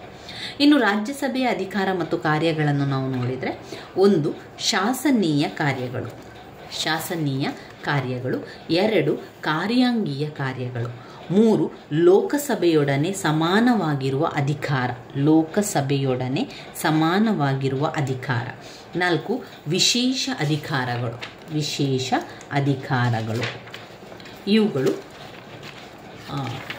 ರಾಜ್ಯಸಭೆಯ ಅಧಿಕಾರ ಮತ್ತು ಕಾರ್ಯಗಳು. ರಾಜ್ಯಸಭೆಯ ಸದಸ್ಯರ ಅಧಿಕಾರ ಮತ್ತು ಕಾರ್ಯಗಳು: ಶಾಸನೀಯ ಕಾರ್ಯಗಳು, ಕಾರ್ಯಾಂಗೀಯ ಕಾರ್ಯಗಳು, ಲೋಕಸಭೆಯೊಡನೆ ಸಮಾನವಾಗಿರುವ ಅಧಿಕಾರ, ಆಮೇಲೆ ವಿಶೇಷ ಅಧಿಕಾರ ಕೂಡ ಇದೆ. ಶಾಸನೀಯ ಕಾರ್ಯಗಳು ಯಾವುದೆಲ್ಲ ಅಂತ ನೋಡ್ತಾ ಹೋಗುವ. ಹಣಕಾಸು ಮಸೂದೆಯನ್ನು ಬಿಟ್ಟು ಉಳಿದಂತಹ ರಾಜ್ಯಸಭೆಯ ಹೆಚ್ಚು ಕಡಿಮೆ ಲೋಕಸಭೆಯೊಡನೆ ಸಮಾನ ಅಧಿಕಾರವನ್ನು ಹೊಂದಿದೆ. ಯಾವುದೇ ಸಾಮಾನ್ಯ ಮಸೂದೆ 2 ಸದನಗಳಲ್ಲಿ ಯಾವ ಸದನದಲ್ಲಾದರೂ ಕೂಡ ಮಂಡಿತವಾಗಬಹುದು. 2 ಸದನಗಳ ಇದರ ಒಪ್ಪಿಗೆ ಇಲ್ಲದೆ ಯಾವ ಮಸೂದೆಯು ಸಂಸತ್ತಿನ ಒಪ್ಪಿಗೆಯಾಯಿತು ಎಂದು ಪರಿಗಣಿಸುವಂತಿಲ್ಲ. ಯಾವುದಾದ್ರೂ ಮಸೂದೆಯ ಮೇಲೆ 2 ಸದನಗಳ ನಡುವೆ ಭಿನ್ನಾಭಿಪ್ರಾಯ ಮೂಡಿದರೆ ರಾಷ್ಟ್ರಾಧ್ಯಕ್ಷರು ಜಂಟಿ ಅಧಿವೇಶನವನ್ನು ಕರೆಯುವ ಅಧಿಕಾರ ಕೂಡ ಇರ್ತದೆ. ಈ ಜಂಟಿ ಅಧಿವೇಶನದ ಅಧ್ಯಕ್ಷತೆಯನ್ನು ಲೋಕಸಭೆಯ ಸ್ಪೀಕರ್ನವರು ಕೂಡ ವಹಿಸ್ತಾರೆ. ಹಾಗೂ ಮಸೂದೆಯನ್ನು ಮತಕ್ಕೆ ಹಾಕಿ ಬಹುಮತದೊಡನೆ ತೀರ್ಮಾನಿಸಲಾಗ್ತದೆ. ಸಾಮಾನ್ಯವಾಗಿ ಇದರಲ್ಲಿ ಲೋಕಸಭೆ ಹೆಚ್ಚು ಸಂಖ್ಯೆಯನ್ನು ಹೊಂದಿರುವುದರಿಂದ ಅದರ ನಿಲುವಿಗೆ ಜಯ ಕೂಡ ದೊರಕುತ್ತದೆ. ಇನ್ನು ಹಣಕಾಸು ಮಸೂದೆಯ ಮೇಲೆ ರಾಜ್ಯಸಭೆಗೆ ತುಂಬ ಕಡಿಮೆ ಅಧಿಕಾರವಿರ್ತದೆ. ಹಣಕಾಸು ಮಸೂದೆಗಳು ಇದರಲ್ಲಿ ಮಂಡಿತವಾಗುವುದೇ ಇಲ್ಲ. ಲೋಕಸಭೆಯಲ್ಲಿ ಮಂಡಿತವಾಗಿ ಒಪ್ಪಿಗೆಯಾದಂತಹ ಹಣಕಾಸು ಮಸೂದೆ ರಾಜ್ಯಸಭೆಯ ಒಪ್ಪಿಗೆಗೆ ಬರ್ತದೆ. ಹೀಗೆ ಬಂದ ಮಸೂದೆಗೆ ರಾಜ್ಯಸಭೆ 14 ದಿನಗಳಲ್ಲಿ ಒಪ್ಪಿಗೆಯನ್ನು ನೀಡಬೇಕು ಅಥವಾ ಮಸೂದೆಯಲ್ಲಿ ತಿದ್ದುಪಡಿಗೆ ಹಾಗೂ ಬದಲಾವಣೆಗೆ ಶಿಫಾರಸನ್ನು ಕೂಡ ಮಾಡಬಹುದು. ಈ ಶಿಫಾರಸನ್ನು ಲೋಕಸಭೆ ಪರಿಗಣಿಸಬಹುದು ಅಥವಾ ತಿರಸ್ಕರಿಸಬಹುದು. ರಾಜ್ಯಸಭೆ ಒಪ್ಪಿಗೆ ನೀಡದಿದ್ದರೂ ಸಹ 14 ದಿನಗಳ ನಂತರ ಒಪ್ಪಿಗೆಯಾಯಿತೆಂದೇ ಪರಿಗಣಿಸಲಾಗುವುದು. ಇದರಿಂದ ರಾಜ್ಯಸಭೆಗೆ ಹೆಚ್ಚೆಂದರೆ ಹಣಕಾಸು ಮಸೂದೆಯನ್ನು 14 ದಿನಗಳವರೆಗೆ ಮಾತ್ರ ತಡೆಯಬಹುದು. ಹಣಕಾಸು ಮಸೂದೆಯ ಮೇಲೆ ಯಾವುದೇ ಅಧಿಕಾರವಿಲ್ಲ. ಇಲ್ಲಿ ನಾನು ರಾಜ್ಯಸಭೆಯ ಅಧಿಕಾರ ಮತ್ತು ಕಾರ್ಯಗಳನ್ನು ತಿಳಿಸ್ತಾ ಇದ್ದೇನೆ. ಇದರ ಪಾಯಿಂಟ್ಸನ್ನು ಮಾತ್ರ ನಾನು ತಿಳಿಸ್ಬೋದಿತ್ತು. ಆದರೆ ಯಾರಲ್ಲಿ ಪುಸ್ತಕಗಳಿರುವುದಿಲ್ಲೋ ಅವರಿಗೆ ಅದರೊಳಗೆ ಯಾವ ವಿಚಾರ ಇದೆ ಎನ್ನುವಂಥದ್ದು ಅರ್ಥ ಆಗಲಿ ಎನ್ನುವ ಕಾರಣದಿಂದಾಗಿ ಅವರು ಕೊಟ್ಟಿರುವಂಥ ವಿಚಾರವನ್ನು ನಿಮಗೆ ತಿಳಿಸ್ತಾ ಇರುವಂಥದ್ದು. ಇಲ್ಲ ಅಂತಂದರೆ ನಾವು ಬರೀ ಪಾಯಿಂಟ್ಸನ್ನಷ್ಟೇ ಕಲಿತುಕೊಂಡು ಹೋಗುವಂಥದ್ದು, ನಂತರ ಅದರ ಒಳಗಿಡಿರುವಂಥ ವಿಚಾರಗಳನ್ನು ನಾವು ಸ್ವಲ್ಪ ನೋಡಿ ನಂತರ ಆ ಒಂದು ಪ್ರಕಾರವಾಗಿ ನಾವು ಬರಿತಾ ಹೋದ್ರಾಯಿತು. ಈಗ ಕಾರ್ಯಾಂಗೀಯ ಕಾರ್ಯಗಳು. ರಾಜ್ಯಸಭೆಗೆ ನೇರವಾಗಿ ಕಾರ್ಯಾಂಗವನ್ನು ನಿಯಂತ್ರಿಸುವ ಅಧಿಕಾರವಿಲ್ಲ. ಅದಾಗಿ ಕೂಡ ಪರೋಕ್ಷವಾಗಿ ಕಾರ್ಯಾಂಗದ ಮೇಲೆ ತನ್ನ ಪ್ರಭಾವವನ್ನು ಬೀರಬಹುದು. ಕಾರ್ಯಾಂಗದ ಅಥವಾ ಯಾವುದೇ ವಿಭಾಗದ ನೀತಿ ನಿರೂಪಣೆ, ಅನುಷ್ಠಾನದ ವಿಫಲತೆ ಮತ್ತು ಅದಕ್ಷತೆಯ ಬಗ್ಗೆ ಪ್ರಶ್ನೆಗಳನ್ನು ಕೂಡ ಕೇಳುವ, ನಿರ್ಣಯಗಳನ್ನು ಮಂಡಿಸುವ ಹಾಗೂ ಇನ್ನಿತರ ವಿಧಾನಗಳ ಮೂಲಕ ಕಾರ್ಯಾಂಗದ ದೌರ್ಬಲ್ಯಗಳನ್ನು ಹೊರತರಲು ಅವಕಾಶವಿದೆ. ಇದರಿಂದ ಕಾರ್ಯಾಂಗ ತನ್ನ ತಪ್ಪನ್ನು ತಿದ್ದುಕೊಳ್ಳಲು ಒಂದು ಅವಕಾಶ ಕೂಡ ದೊರೆತಂತಾಗ್ತದೆ. 3ನೇ ಪಾಯಿಂಟ್ನಲ್ಲಿ ಲೋಕಸಭೆಯೊಡನೆ ಸಮಾನವಾಗಿರುವ ಅಧಿಕಾರ. ಲೋಕಸಭೆಯೊಡನೆ ಈ ರಾಜ್ಯಸಭೆ ಲೋಕಸಭೆಯೊಡನೆ ಸಮಾನವಾಗಿರುವಂಥ ಒಂದು ಅಧಿಕಾರ. ಆ ಒಂದು ಅಧಿಕಾರ ಅಂತ ನಾವು ನೋಡಿದರೆ ಅಂತಹ ಅಧಿಕಾರಗಳು ಯಾವುದು? ಸಂವಿಧಾನ ತಿದ್ದುಪಡಿಯ ಅಧಿಕಾರ. ಇದಕ್ಕೆ ರಾಜ್ಯಸಭೆ ಮತ್ತು ಲೋಕಸಭೆಗೆ ಒಂದೇ ಲೆಕ್ಕದ ಸಮಾನವಾದ ಅಧಿಕಾರ ಇರ್ತದೆ. ಅದು ಯಾವುದು ಅಂತ ಹೇಳಿದರೆ ಸಂವಿಧಾನ ತಿದ್ದುಪಡಿಯ ಅಧಿಕಾರ. 2 ಅಧ್ಯಕ್ಷರು ಮತ್ತು ಉಪಾಧ್ಯಕ್ಷರ ಆಯ್ಕೆಯ ಅಧಿಕಾರ. 3 ರಾಷ್ಟ್ರಾಧ್ಯಕ್ಷರ ವಿರುದ್ಧದ ಮಹಾಭಿಯೋಗ ಅಧಿಕಾರ. 4 ನ್ಯಾಯಾಧೀಶರು ಮತ್ತು ಇತರ ಅಧಿಕಾರಿಗಳನ್ನು ವಜಾ ಮಾಡುವ ಅಧಿಕಾರ. 5 ತುರ್ತು ಪರಿಸ್ಥಿತಿಗೆ ಒಪ್ಪಿಗೆ ನೀಡುವ ಅಧಿಕಾರ. 6 ಆಯೋಗಗಳ ವರದಿಯ ಮೇಲಿನ ಅಧಿಕಾರ. 7 ನಿಯೋಜಿತ ಶಾಸನದ ಮೇಲಿನ ನಿಯಂತ್ರಣಾಧಿಕಾರ. ನಿಯೋಜಿತ ಶಾಸನದ ಮೇಲಿನ ನಿಯಂತ್ರಣಾಧಿಕಾರ. ಇದು ಲೋಕಸಭೆಯೊಡನೆ ಸಮಾನವಾಗಿರುವಂಥ ಒಂದು ಅಧಿಕಾರಗಳಾಗಿದೆ. ಇನ್ನು ವಿಶೇಷ ಅಧಿಕಾರಗಳು ಕೂಡ ಇದೆ. ಯಾರಿಗೆ? ರಾಜ್ಯಸಭೆಯ ಸದಸ್ಯರಿಗೆ. ಯಾವುದು? ರಾಜ್ಯಸಭೆಯು ಕೆಲವು ವಿಶೇಷ ಅಧಿಕಾರಗಳನ್ನು ಹೊಂದಿದೆ. ಆದರೆ ಆ ಅಧಿಕಾರಗಳು ಲೋಕಸಭೆಗೆ ಇರೋದಿಲ್ಲ.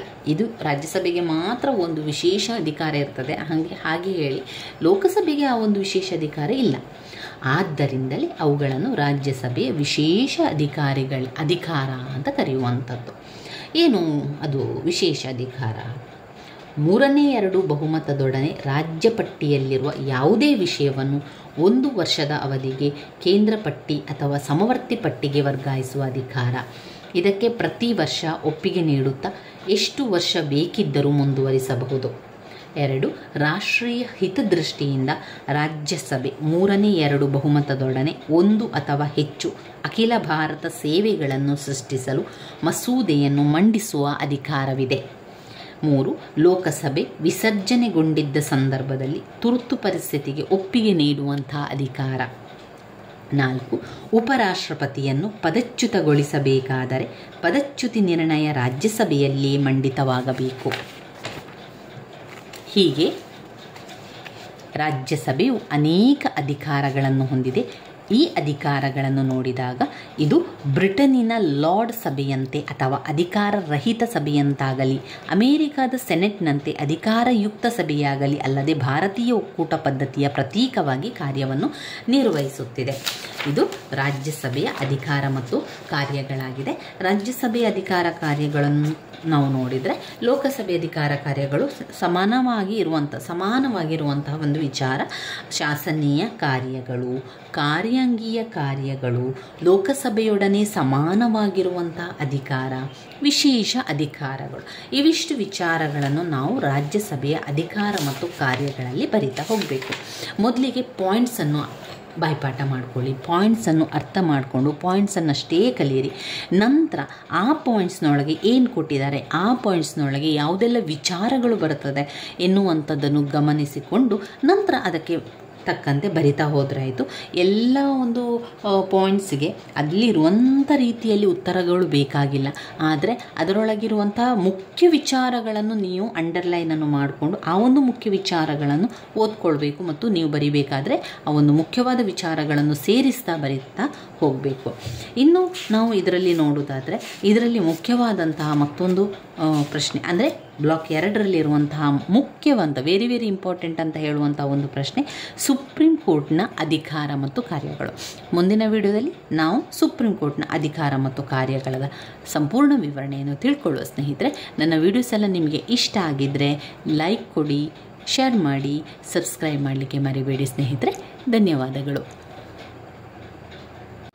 ರಾಜ್ಯಸಭೆಯ ರಚನೆ, ಅಧಿಕಾರ, ಕಾರ್ಯ ಮತ್ತು ವಿಶೇಷ ಅಧಿಕಾರಗಳು. ರಾಜ್ಯಸಭೆಯ ಅರ್ಹತೆಗಳನ್ನು ನೋಡಿದರೆ 30 ವರ್ಷ ವಯಸ್ಸಾಗಿರಬೇಕು, ಸಂಸತ್ತಿನ ಮತದಾರ ಪಟ್ಟಿಯಲ್ಲಿ ಹೆಸರು ನೋಂದಾಯಿತರಾಗಿರಬೇಕು, ಸಂವಿಧಾನಕ್ಕೆ ಬದ್ಧನಾಗಿರಬೇಕು ಎಂದು ಪ್ರಮಾಣ ವಚನ ತೆಗೆದುಕೊಳ್ಳುವಂಥದ್ದು, ಸಂಸತ್ತು ಆಗಿಂದಾಗಿ ನಿಗದಿಪಡಿಸಿದಂಥ ಅರ್ಹತೆಗಳನ್ನು ಹೊಂದುವಂಥದ್ದು. ಅಧಿಕಾರ ಮತ್ತು ಕಾರ್ಯಗಳನ್ನು ನಾವು ನೋಡಿದರೆ ಶಾಸನೀಯ ಕಾರ್ಯಗಳು, ಕಾರ್ಯಾಂಗೀಯ ಕಾರ್ಯಗಳು, ಲೋಕಸಭೆಯೊಡನೆ ಸಮಾನವಾಗಿರುವ ಅಧಿಕಾರ, ವಿಶೇಷ ಅಧಿಕಾರಗಳು.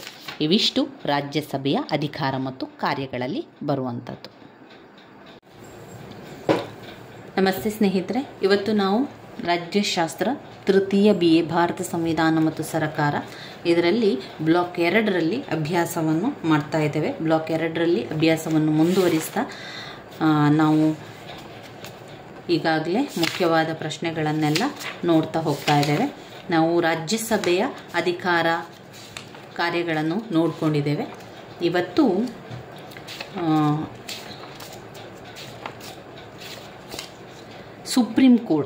ಸುಪ್ರೀಂ ಕೋರ್ಟಿನ ಅಧಿಕಾರ ಮತ್ತು ಕಾರ್ಯಗಳನ್ನು ತಿಳ್ಕೊಳ್ಳುವ.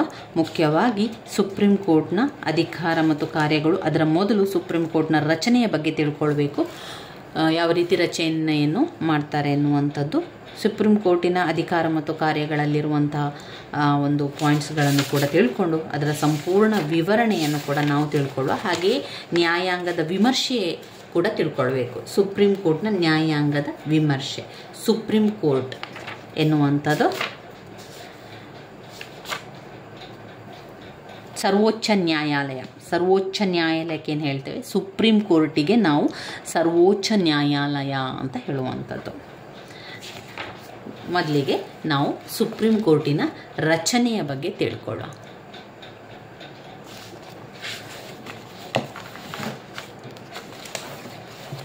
ಯಾವ ರೀತಿ ರಚನೆಯನ್ನು ಮಾಡ್ತಾರೆ ಎನ್ನುವಂಥದ್ದನ್ನು ನಾವು ಆರಂಭದಲ್ಲಿ ತಿಳಿತಾ ಹೋಗುವ.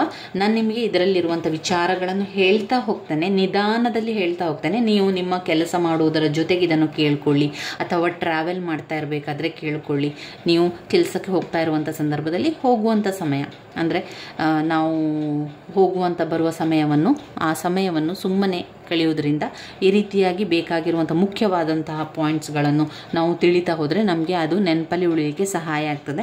ಈಗ ನಿಮಗೆ ಮೊದಲು ಸುಪ್ರೀಂ ಕೋರ್ಟ್ನನ್ನು ಯಾವ ರೀತಿ ರಚನೆ ಮಾಡುವಂಥದ್ದು, ಅಲ್ಲಿ ಯಾವ ರೀತಿಯ ಅರ್ಹತೆಗಳು ಬೇಕು, ಅವರ ಒಂದು ನಿಯಮಗಳೇನು ಎನ್ನುವಂಥದ್ದು ಮೊದಲಿಗೆ ನಿಮಗೆ ಅರ್ಥ ಆಗಬೇಕು. ಈ ಒಂದು ವಿಚಾರವನ್ನು ಕೇಳ್ಕೊಳ್ಳಿ, ಸರಿಯಾಗಿ ಕೇಳ್ಕೊಳ್ಳಿ. ನಾನು ನಿಧಾನದಲ್ಲಿ ಎಲ್ಲವನ್ನು ಕೂಡ ನಿಮಗೆ ತಿಳಿಸ್ತಾ ಹೋಗ್ತೇನೆ. ಆವಾಗ ಆ ಒಂದು ನಿಯಮಗಳೇನಿದೆ, ಅದರ ವಿಚಾರ ಏನಿದೆ ಎನ್ನುವಂಥದ್ದು ನಿಮಗೆ ಗೊತ್ತಾಗ್ತಾ ಹೋಗ್ತದೆ. ಮೊದಲಿಗೆ ನಾವು ಸುಪ್ರೀಂ ಕೋರ್ಟ್ನ ರಚನೆಯ ಬಗ್ಗೆ ತಿಳ್ಕೊಳ್ಳುವ. ಭಾರತ ಸಂವಿಧಾನದ 124ನೇ ವಿಧಿಯಲ್ಲಿ ಸುಪ್ರೀಂ ಕೋರ್ಟ್ನ ರಚನೆ, ಅಧಿಕಾರ, ಕಾರ್ಯಗಳ ಬಗ್ಗೆ ಭಾರತದ ಪಾರ್ಲಿಮೆಂಟ್ ಶಾಸನ ಮಾಡುವ ಅಧಿಕಾರವಿದೆ ಎಂದು ತಿಳಿಸುತ್ತದೆ. ಯಾವ ವಿಧಿಯಲ್ಲಿದೆ ಅದು? ಸುಪ್ರೀಂ ಕೋರ್ಟಿನ ಬಗ್ಗೆ 124ನೇ ವಿಧಿ. 124ನೇ ವಿಧಿಯಲ್ಲಿ ಸುಪ್ರೀಂ ಕೋರ್ಟ್ನ ರಚನೆ, ಅಧಿಕಾರ, ಕಾರ್ಯದ ಬಗ್ಗೆ ಇದೆ. ಭಾರತದ ಪಾರ್ಲಿಮೆಂಟ್ ಏನು ಹೇಳ್ತದೆ ಅಂತ ಹೇಳಿದರೆ ಶಾಸನ ಮಾಡುವಂಥ ಅಧಿಕಾರವಿದೆ ಅಂತ ತಿಳಿಸ್ತದೆ. ಭಾರತ ಸರ್ಕಾರ 1935ರ ಕಾನೂನಿನ ಅನ್ವಯ 1937ರಲ್ಲಿ ಸಂಯುಕ್ತ ನ್ಯಾಯಾಲಯವನ್ನು ಸೃಷ್ಟಿಸಿತು. 1950ರಲ್ಲಿ ಅಂಗೀಕರಿಸಿದ ಭಾರತದ ಸಂವಿಧಾನವು ಸಹ ಇದನ್ನು ಅಂಗೀಕರಿಸಿ ರಾಷ್ಟ್ರದ ಸಮಗ್ರತೆ ಮತ್ತು ಏಕತೆಯ ದೃಷ್ಟಿಯಿಂದ ಇಡೀ ರಾಷ್ಟ್ರಕ್ಕೆ ಅನ್ವಯಿಸುವಂತಹ ಏಕೀಕೃತ ನ್ಯಾಯಾಂಗ ವ್ಯವಸ್ಥೆಯನ್ನು ಸೃಷ್ಟಿಸಲಾಗಿದೆ ಹಾಗೂ ನ್ಯಾಯಾಂಗವು ಸ್ವತಂತ್ರವಾಗಿ ಮತ್ತು ನಿಷ್ಪಕ್ಷಪಾತವಾಗಿ ಕಾರ್ಯನಿರ್ವಹಿಸುವಂತಹ ವ್ಯವಸ್ಥೆಯನ್ನು ಮಾಡಲಾಗಿದೆ. ಭಾರತ ಸುಪ್ರೀಂ ಕೋರ್ಟ್ ಜನವರಿ 26, 1950ರಲ್ಲಿ ಅಸ್ತಿತ್ವಕ್ಕೆ ಬಂದಿತು. ಆಗ ಒಬ್ಬರು ಮುಖ್ಯ ನ್ಯಾಯಾಧೀಶರನ್ನು ಸೇರಿದಂತೆ ಒಟ್ಟು 8 ನ್ಯಾಯಾಧೀಶರನ್ನು ಹೊಂದಿತ್ತು. 1986ರಿಂದ ಮುಖ್ಯ ನ್ಯಾಯಾಧೀಶರು ಸೇರಿದಂತೆ 1956ರಲ್ಲಿ 16 ನ್ಯಾಯಾಧೀಶರಿದ್ದರು. ಪ್ರಸ್ತುತವಾಗಿ 31 ಒಟ್ಟು ನ್ಯಾಯಾಧೀಶರುಗಳನ್ನು ಹೊಂದಿದೆ. ಇಲ್ಲಿ ಸುಪ್ರೀಂ ಕೋರ್ಟಿನಲ್ಲಿ ಒಟ್ಟು 31 ನ್ಯಾಯಾಧೀಶರನ್ನು ಹೊಂದಿದ್ದಾರೆ. ಪಾರ್ಲಿಮೆಂಟಿನ ಕಾನೂನಿನ ಅನ್ವಯ ನ್ಯಾಯಾಧೀಶರುಗಳನ್ನು ಕಾಲದಿಂದ ಕಾಲಕ್ಕೆ ವ್ಯತ್ಯಯ ಮಾಡಲು ಅವಕಾಶ ಕೂಡ ಇದೆ. ಭಾರತದ ಸುಪ್ರೀಂ ಕೋರ್ಟ್ ಸಂವಿಧಾನಾತ್ಮಕ ಪ್ರಕರಣಗಳಿಗೆ ನಿರ್ಣಯವನ್ನು ಅಥವಾ ರಾಷ್ಟ್ರಪತಿಗಳಿಗೆ ಸಲಹಾಭಿಪ್ರಾಯವನ್ನು ನೀಡಬೇಕಾದರೆ ಕನಿಷ್ಠ 5 ಜನ ನ್ಯಾಯಾಧೀಶರು ಹಾಜರಿದ್ದು ಚರ್ಚಿಸಿ ತೀರ್ಮಾನಗಳನ್ನು ನೀಡಬೇಕಾಗುತ್ತದೆ. ಅಂದರೆ ಭಾರತದ ಸುಪ್ರೀಂ ಕೋರ್ಟಿನ ಸಂವಿಧಾನಾತ್ಮಕ ಪ್ರಕರಣಗಳಿಗೆ ಒಂದು ನಿರ್ಣಯವನ್ನು ತಗೊಳ್ಬೇಕು ಅಂತಾದರೆ ಅವಾಗ ಏನು ಮಾಡಬೇಕು, ರಾಷ್ಟ್ರಪತಿಗಳಿಗೆ ರಾಷ್ಟ್ರಪತಿಯವರ ಸಲಹಾ ಅಭಿಪ್ರಾಯವನ್ನು ಕೂಡ ನೀಡಬೇಕಾದ್ರೆ ಕನಿಷ್ಠ 5 ಜನ ನ್ಯಾಯಾಧೀಶರನ್ನು ಚರ್ಚಿಸಿ ನಂತರ ತೀರ್ಮಾನವನ್ನು ತೆಗೆದುಕೊಳ್ಬೇಕು. ಸಂವಿಧಾನದ 124ನೇ 3ನೇ ವಿಧಿಯನ್ವಯ ಸುಪ್ರೀಂ ಕೋರ್ಟ್ನ ನ್ಯಾಯಾಧೀಶರಾಗಲು ಅವಶ್ಯ ಅರ್ಹತೆಯನ್ನು ನಿಗದಿಪಡಿಸಲಾಗಿದೆ. ಆ ಅರ್ಹತೆ ಅಂತ ಹೇಳಿದರೆ ಭಾರತದ ಪ್ರಜೆಯಾಗಿರಬೇಕು. ಹೈಕೋರ್ಟ್ನಲ್ಲಿ 5 ವರ್ಷಗಳ ಕಾಲ ನ್ಯಾಯಾಧೀಶರಾಗಿ ಅನುಭವ ಅಥವಾ ಯಾವುದೇ ಹೈಕೋರ್ಟ್ನಲ್ಲಿ ಕನಿಷ್ಠ 10 ವರ್ಷಗಳ ಕಾಲ ನ್ಯಾಯವಾದಿಯಾಗಿ ಅನುಭವವಿರಬೇಕು ಅಥವಾ ರಾಷ್ಟ್ರಪತಿಯ ದೃಷ್ಟಿಯಲ್ಲಿ ಪ್ರಸಿದ್ಧ ನ್ಯಾಯವಾದಿಯಾಗಿರಬೇಕು. ಈ ಒಂದು ಅರ್ಹತೆ ಇದ್ದರೆ ಮಾತ್ರ ಯಾರು ಕೂಡ ಸುಪ್ರೀಂ ಕೋರ್ಟ್ನ ನ್ಯಾಯಾಧೀಶರಾಗ್ಬೋದು. ನ್ಯಾಯಾಧೀಶರುಗಳನ್ನು ರಾಷ್ಟ್ರಪತಿಯವರೇ ನೇಮಕ ಮಾಡ್ತಾರೆ. ನ್ಯಾಯಾಧೀಶರನ್ನು ಯಾರು ನೇಮಕ ಮಾಡ್ತಾರೆ? ರಾಷ್ಟ್ರಪತಿಯವರು ನೇಮಕ ಮಾಡ್ತಾರೆ. ಭಾರತದ ಸುಪ್ರೀಂ ಕೋರ್ಟಿನ ಇತರ ನ್ಯಾಯಾಧೀಶರುಗಳನ್ನು ನೇಮಕ ಮಾಡುವಾಗ ರಾಷ್ಟ್ರಾಧ್ಯಕ್ಷರು ಸುಪ್ರೀಂ ಕೋರ್ಟ್ನ ಮುಖ್ಯ ನ್ಯಾಯಾಧೀಶರನ್ನು ಮತ್ತು ಹಿರಿಯ ನ್ಯಾಯಾಧೀಶರೊಡನೆ ಸಮಾಲೋಚಿಸಿ ತೀರ್ಮಾನವನ್ನು ತೆಗೆದುಕೊಳ್ಳುತ್ತಾರೆ. ಕೆಲವು ಸಂದರ್ಭದಲ್ಲಿ ನ್ಯಾಯಾಧೀಶರುಗಳನ್ನು ನೇಮಕ ಮಾಡುವಾಗ ಇದನ್ನು ಮಾರ್ಪಾಡು ಮಾಡಿಕೊಳ್ಳಬಹುದಾಗಿದೆ. ಆದರೆ ರಾಷ್ಟ್ರಾಧ್ಯಕ್ಷರು ಸುಪ್ರೀಂ ಕೋರ್ಟ್ನ ಇತರೆ ನ್ಯಾಯಾಧೀಶರುಗಳನ್ನು ನೇಮಕ ಮಾಡುವಾಗ ಸುಪ್ರೀಂ ಕೋರ್ಟ್ನ ನ್ಯಾಯಾಧೀಶರು ಅಭಿಮತವನ್ನು ಸಾಮಾನ್ಯವಾಗಿ ಪರಿಗಣಿಸುತ್ತಾರೆ. ವಿಶೇಷ ಸಂದರ್ಭದಲ್ಲಿ ಸುಪ್ರೀಂ ಕೋರ್ಟ್ನ ಮುಖ್ಯ ನ್ಯಾಯಾಧೀಶರು ರಾಷ್ಟ್ರಾಧ್ಯಕ್ಷರ ಸಮ್ಮತಿ ಮೇಲೆ ಅರ್ಹತೆಯುಳ್ಳ ನ್ಯಾಯಾಧೀಶರುಗಳನ್ನು ಆಡ್-ಹ್ಯಾಕ್ ನ್ಯಾಯಾಧೀಶರುಗಳನ್ನು ಕೂಡ ನೇಮಕಕ್ಕೆ ಅವಕಾಶ ಇದೆ. ಹಾಗೆಯೇ ಸುಪ್ರೀಂ ಕೋರ್ಟ್ ಮತ್ತು ರಾಜ್ಯದ ಹೈಕೋರ್ಟುಗಳ ನಿವೃತ್ತ ನ್ಯಾಯಾಧೀಶರುಗಳನ್ನು ಅಡ್-ಹಾಕ್ ನ್ಯಾಯಾಧೀಶರುಗಳನ್ನಾಗಿ ನೇಮಕ ಮಾಡಿಕೊಳ್ಳಲು ಕೂಡ ಅವಕಾಶ ಇದೆ. ಸುಪ್ರೀಂ ಕೋರ್ಟ್ನ ಮುಖ್ಯ ನ್ಯಾಯಾಧೀಶರು ಮತ್ತು ಇತರೆ ನ್ಯಾಯಾಧೀಶರುಗಳನ್ನು ರಾಷ್ಟ್ರಾಧ್ಯಕ್ಷರು ನೇಮಕ ಮಾಡ್ತಾರೆ. ಸುಮಾರು ಇವರು 65 ವರ್ಷದವರೆಗೆ ಅಧಿಕಾರದಲ್ಲಿರಬಹುದಾಗಿದ್ದು ರಾಜೀನಾಮೆ ಸಲ್ಲಿಸಬೇಕಾದರೆ ರಾಷ್ಟ್ರಪತಿಯವರೊಂದಿಗೆ ಸ್ವತಃ ಬರವಣಿಗೆಯ ಮೂಲಕ ಸಲ್ಲಿಸಬೇಕಾಗಿರುತ್ತದೆ. ನ್ಯಾಯಾಧೀಶರುಗಳನ್ನು ಪಾರ್ಲಿಮೆಂಟಿನ ಅನುಮೋದನೆಯ ಮೇರೆಗೆ ರಾಷ್ಟ್ರಪತಿಗಳು ವಜಾ ಮಾಡಬಹುದಾಗಿದೆ. ಸುಪ್ರೀಂ ಕೋರ್ಟ್ನ ಇತರ ನ್ಯಾಯಾಧೀಶರುಗಳು 65 ವರ್ಷದವರೆಗೆ ಅಧಿಕಾರದಲ್ಲಿರುತ್ತಾರೆ. ನಿವೃತ್ತಿಯ ನಂತರ ಯಾವುದೇ ನ್ಯಾಯಾಲಯದಲ್ಲಿ ನ್ಯಾಯವಾದಿಯಾಗಿ ಕಾರ್ಯನಿರ್ವಹಿಸಬಾರದೆಂದು ಸಂವಿಧಾನದಲ್ಲಿಯೇ ಸ್ಪಷ್ಟಪಡಿಸಿದ್ದಾರೆ. ಅಂದರೆ ಇಷ್ಟು ವರ್ಷ ಆದ ನಂತರ 65 ವರ್ಷ ಆಯಿತು ಅಂತಾದರೆ ನಂತರ ಅವರು ನ್ಯಾಯವಾದಿಯಾಗಿ ಕೆಲಸ ಮಾಡಲಿಕ್ಕೆ ಇಲ್ಲ ಅಂತ ಹೇಳಿ ಸಂವಿಧಾನದಲ್ಲಿ ಹೇಳ್ತದೆ. ಅದರಲ್ಲಿ ನಮಗೆ ಸ್ಪಷ್ಟವಾಗಿ ತಿಳಿಸಿಕೊಡ್ತಾರೆ. ಇನ್ನು ಅದರಿಂದ ಮೊದಲು ಅವರು ರಾಜೀನಾಮೆ ಕೊಡ್ಬೋದು ಅಂತಾದರೆ ಕೊಡ್ಬೋದು. ರಾಷ್ಟ್ರಪತಿಯವರಲ್ಲಿ ಹೋಗಿ ಅವರ ಒಂದು ಸಮ್ಮತಿಯನ್ನು ಪಡೆದು ರಾಜೀನಾಮೆಯನ್ನು ಕೂಡ ಪಡ್ಕೊಳ್ಬೋದು.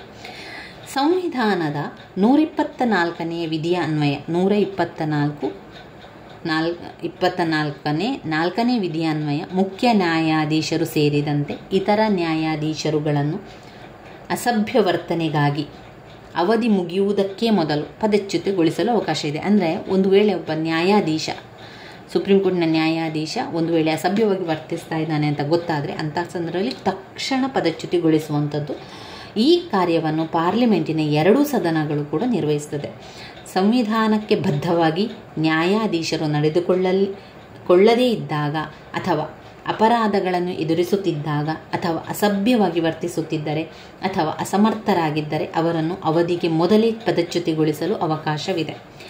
ಈ ಒಂದು ಆರೋಪಗಳನ್ನು ನ್ಯಾಯಾಧೀಶರು ಎದುರಿಸುತ್ತಿದ್ದರೆ ಅಂತಹ ನ್ಯಾಯಾಧೀಶರುಗಳ ವಿರುದ್ಧ ಪಾರ್ಲಿಮೆಂಟಿನ ಸದಸ್ಯರು 3/2 ಬಹುಮತದೊಡನೆ ದೋಷಾರೋಪಣೆಗೆ ಬೆಂಬಲ ಸೂಚಿಸಿ ನಿರ್ಣಯವನ್ನು ತೆಗೆದುಕೊಂಡರೆ ಅನುಮೋದನೆಗಾಗಿ ರಾಷ್ಟ್ರಪತಿಗೆ ಕಳಿಸಲಾಗುತ್ತದೆ. ಪಾರ್ಲಿಮೆಂಟಿನ ಈ ನಿರ್ಣಯಕ್ಕೆ ರಾಷ್ಟ್ರಪತಿಗಳು ಒಪ್ಪಿ ಸಹಿ ಮಾಡಿದಲ್ಲಿ ಅಂತಹ ನ್ಯಾಯಾಧೀಶರುಗಳನ್ನು ಪದಚ್ಯುತಿಗೊಳಿಸಲಾಗುತ್ತದೆ. ಸಂವಿಧಾನದ 121ನೇ ವಿಧಿಯ ಅನ್ವಯ ಸುಪ್ರೀಂ ಕೋರ್ಟ್ನ ಕಾರ್ಯನಿರ್ವಹಣೆಯ ಕುರಿತು ಪಾರ್ಲಿಮೆಂಟಿನಲ್ಲಿ ಚರ್ಚಿಸುವಂತಿಲ್ಲ ಹಾಗೂ ಅದೇ ವಿಧಿಯ ಅನ್ವಯ ವೇತನ, ನಿವೃತ್ತಿ ವೇತನ, ಉಚಿತ ವಸತಿ ಸೌಲಭ್ಯಗಳನ್ನು ನ್ಯಾಯಾಧೀಶರು ಪಡೆಯುತ್ತಾರೆ. ಸುಪ್ರೀಂ ಕೋರ್ಟಿನ ಕೇಂದ್ರ ಸ್ಥಾನ ಎಲ್ಲಿರುವಂಥದ್ದು ದೆಹಲಿಯಲ್ಲಿದ್ದು ರಾಷ್ಟ್ರಾಧ್ಯಕ್ಷರ ಅನುಮತಿಯ ನಂತರ ರಾಜ್ಯಗಳ ಯಾವುದೇ ಸ್ಥಳಗಳಲ್ಲಿ ಬೇಕಾದರೂ ಕೂಡ ಅಧಿವೇಶನವನ್ನು ನಡೆಸಬಹುದಾಗಿದೆ. ನ್ಯಾಯಾಧೀಶರುಗಳ ವೇತನ, ಅವರ ಒಂದು ಭತ್ಯೆ, ಅವರ ಒಂದು ನಿವೃತ್ತಿಯ ವೇತನವನ್ನು ಭಾರತದ ಸಂಚಿತೆ ನಿಧಿಯಿಂದ ಭರಿಸಲಾಗುತ್ತದೆ.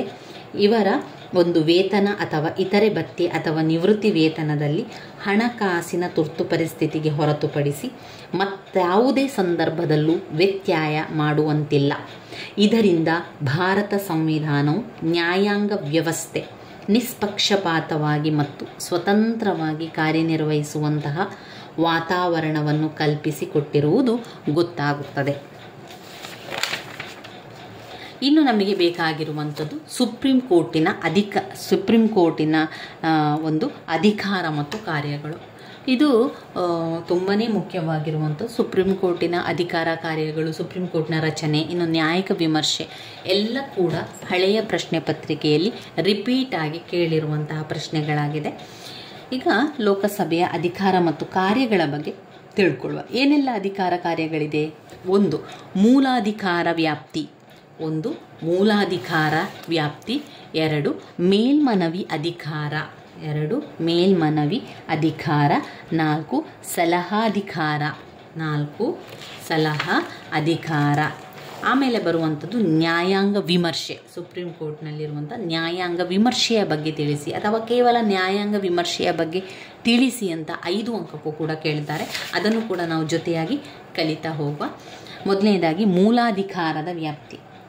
ಭಾರತದ ಸುಪ್ರೀಂ ಕೋರ್ಟ್ ವಿಫಲವಾದ ಕಾರ್ಯವ್ಯಾಪ್ತಿಯನ್ನು ಹೊಂದಿದೆ. ಪಾರ್ಲಿಮೆಂಟ್ ಇದರ ಅಧಿಕಾರ ವ್ಯಾಪ್ತಿಯನ್ನು ಕಾನೂನಿನ ಮೂಲಕ ವಿಸ್ತರಿಸಲು ಅವಕಾಶವಿದೆ. ಇದು ಹೊಂದಿರುವ ಅಧಿಕಾರ ಅಥವಾ ಹಕ್ಕನ್ನು ವ್ಯಾಪ್ತಿ ಎಂದು ಕರೆಯಲಾಗ್ತದೆ. ಭಾರತ ಸಂವಿಧಾನದ 129ನೇ ವಿಧಿಯನ್ವಯ ಸುಪ್ರೀಂ ಕೋರ್ಟ್ ದಾಖಲೆಗಳ ನ್ಯಾಯಸ್ಥಾನವಾಗಿದೆ. ಸಂವಿಧಾನವು ಅದರ ಅಧಿಕಾರಗಳನ್ನು ಹಾಗೂ ಕಾರ್ಯವ್ಯಾಪ್ತಿಯನ್ನು ವಿವರವಾಗಿ ಕೊಟ್ಟಿದೆ. ಅದು ಮೂಲಾಧಿಕಾರ, ಮೇಲ್ಮನವಿ ಅಧಿಕಾರ ಹಾಗೂ ಸಲಹಾಧಿಕಾರಗಳನ್ನು ಹೊಂದಿರುವಂಥದ್ದು. ಮೂಲಾಧಿಕಾರದ ವ್ಯಾಪ್ತಿ ಯಾವ ವಿಚಾರವನ್ನು ತರುತ್ತದೆ? ಮೂಲಾಧಿಕಾರ ವ್ಯಾಪ್ತಿ ಎನ್ನುವಂಥದ್ದು ಸಂವಿಧಾನದ 131ನೇ ವಿಧಿಯ ಪ್ರಕಾರ ಮೂಲಾಧಿಕಾರದ ವ್ಯಾಪ್ತಿಯ ಬಗ್ಗೆ ಹೇಳ್ತದೆ. ಇಲ್ಲಿ ಮುಖ್ಯವಾಗಿ ಶ್ರೇಷ್ಠ ನ್ಯಾಯಾಲಯಕ್ಕೆ ಅಧಿಕಾರವಿದೆ.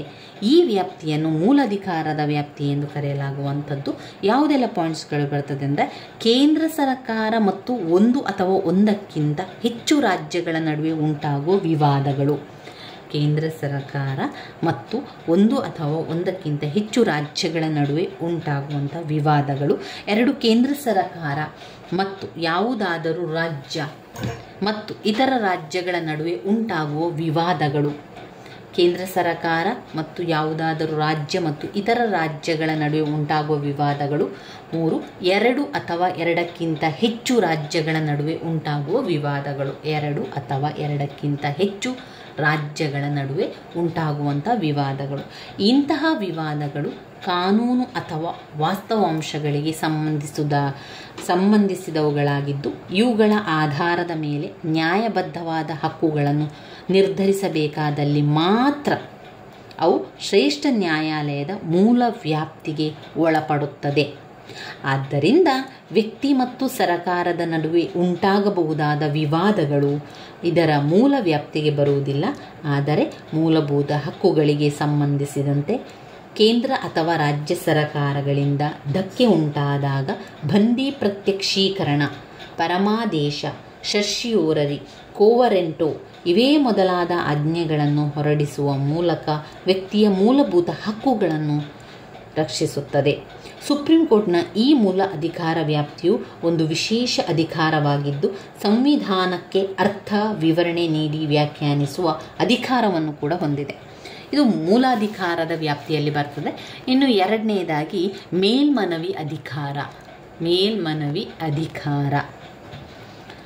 ಭಾರತ ಸಂವಿಧಾನ 132ರಿಂದ 136 ತನಕ 32, 33, 34, 35, 36 5 ವರ್ಷಗಳ ಕಾಲಾವಧಿಗೆ ಭಾರತ ಸಂವಿಧಾನವು 132ರಿಂದ 136 ಮೂಲಾಧಿಕಾರದ ವ್ಯಾಪ್ತಿ 131ನೇ ವಿಧಿ. ಇದು 132ರಿಂದ 136 32, 33, 34, 35, 36 5 ವರ್ಷಗಳ ಕಾಲ ಪ್ರಕಾರ ಸುಪ್ರೀಂ ಕೋರ್ಟ್ ಅಪೀಲು ಅಧಿಕಾರ ವ್ಯಾಪ್ತಿಯನ್ನು ಹೊಂದಿದೆ. ಸಿವಿಲ್ ಮತ್ತು ಕ್ರಿಮಿನಲ್ ಅಪರಾಧಗಳಿಗೆ ಸಂಬಂಧಿಸಿದಂತೆ ಸಂವಿಧಾನಕ್ಕೆ ಸಂಬಂಧಿಸಿದಂತಾಗಿದ್ದರೆ ಹೈಕೋರ್ಟ್ನ ಪ್ರಮಾಣ ಲಗತ್ತಿಸಿ ಸುಪ್ರೀಂ ಕೋರ್ಟಿಗೆ ಮೇಲ್ಮನವಿ ಸಲ್ಲಿಸಲು ಅವಕಾಶ ಇದೆ. ಇದು ಅಪೀಲುಗಳ ಅಂತಿಮ ನ್ಯಾಯಾಲಯ ತೀರ್ಪಿನ ವಿರುದ್ಧ ಅಪೀಲು ಸಲ್ಲಿಸಬಹುದಾಗಿದೆ ಅಂತ ಹೇಳುವಂಥದ್ದು.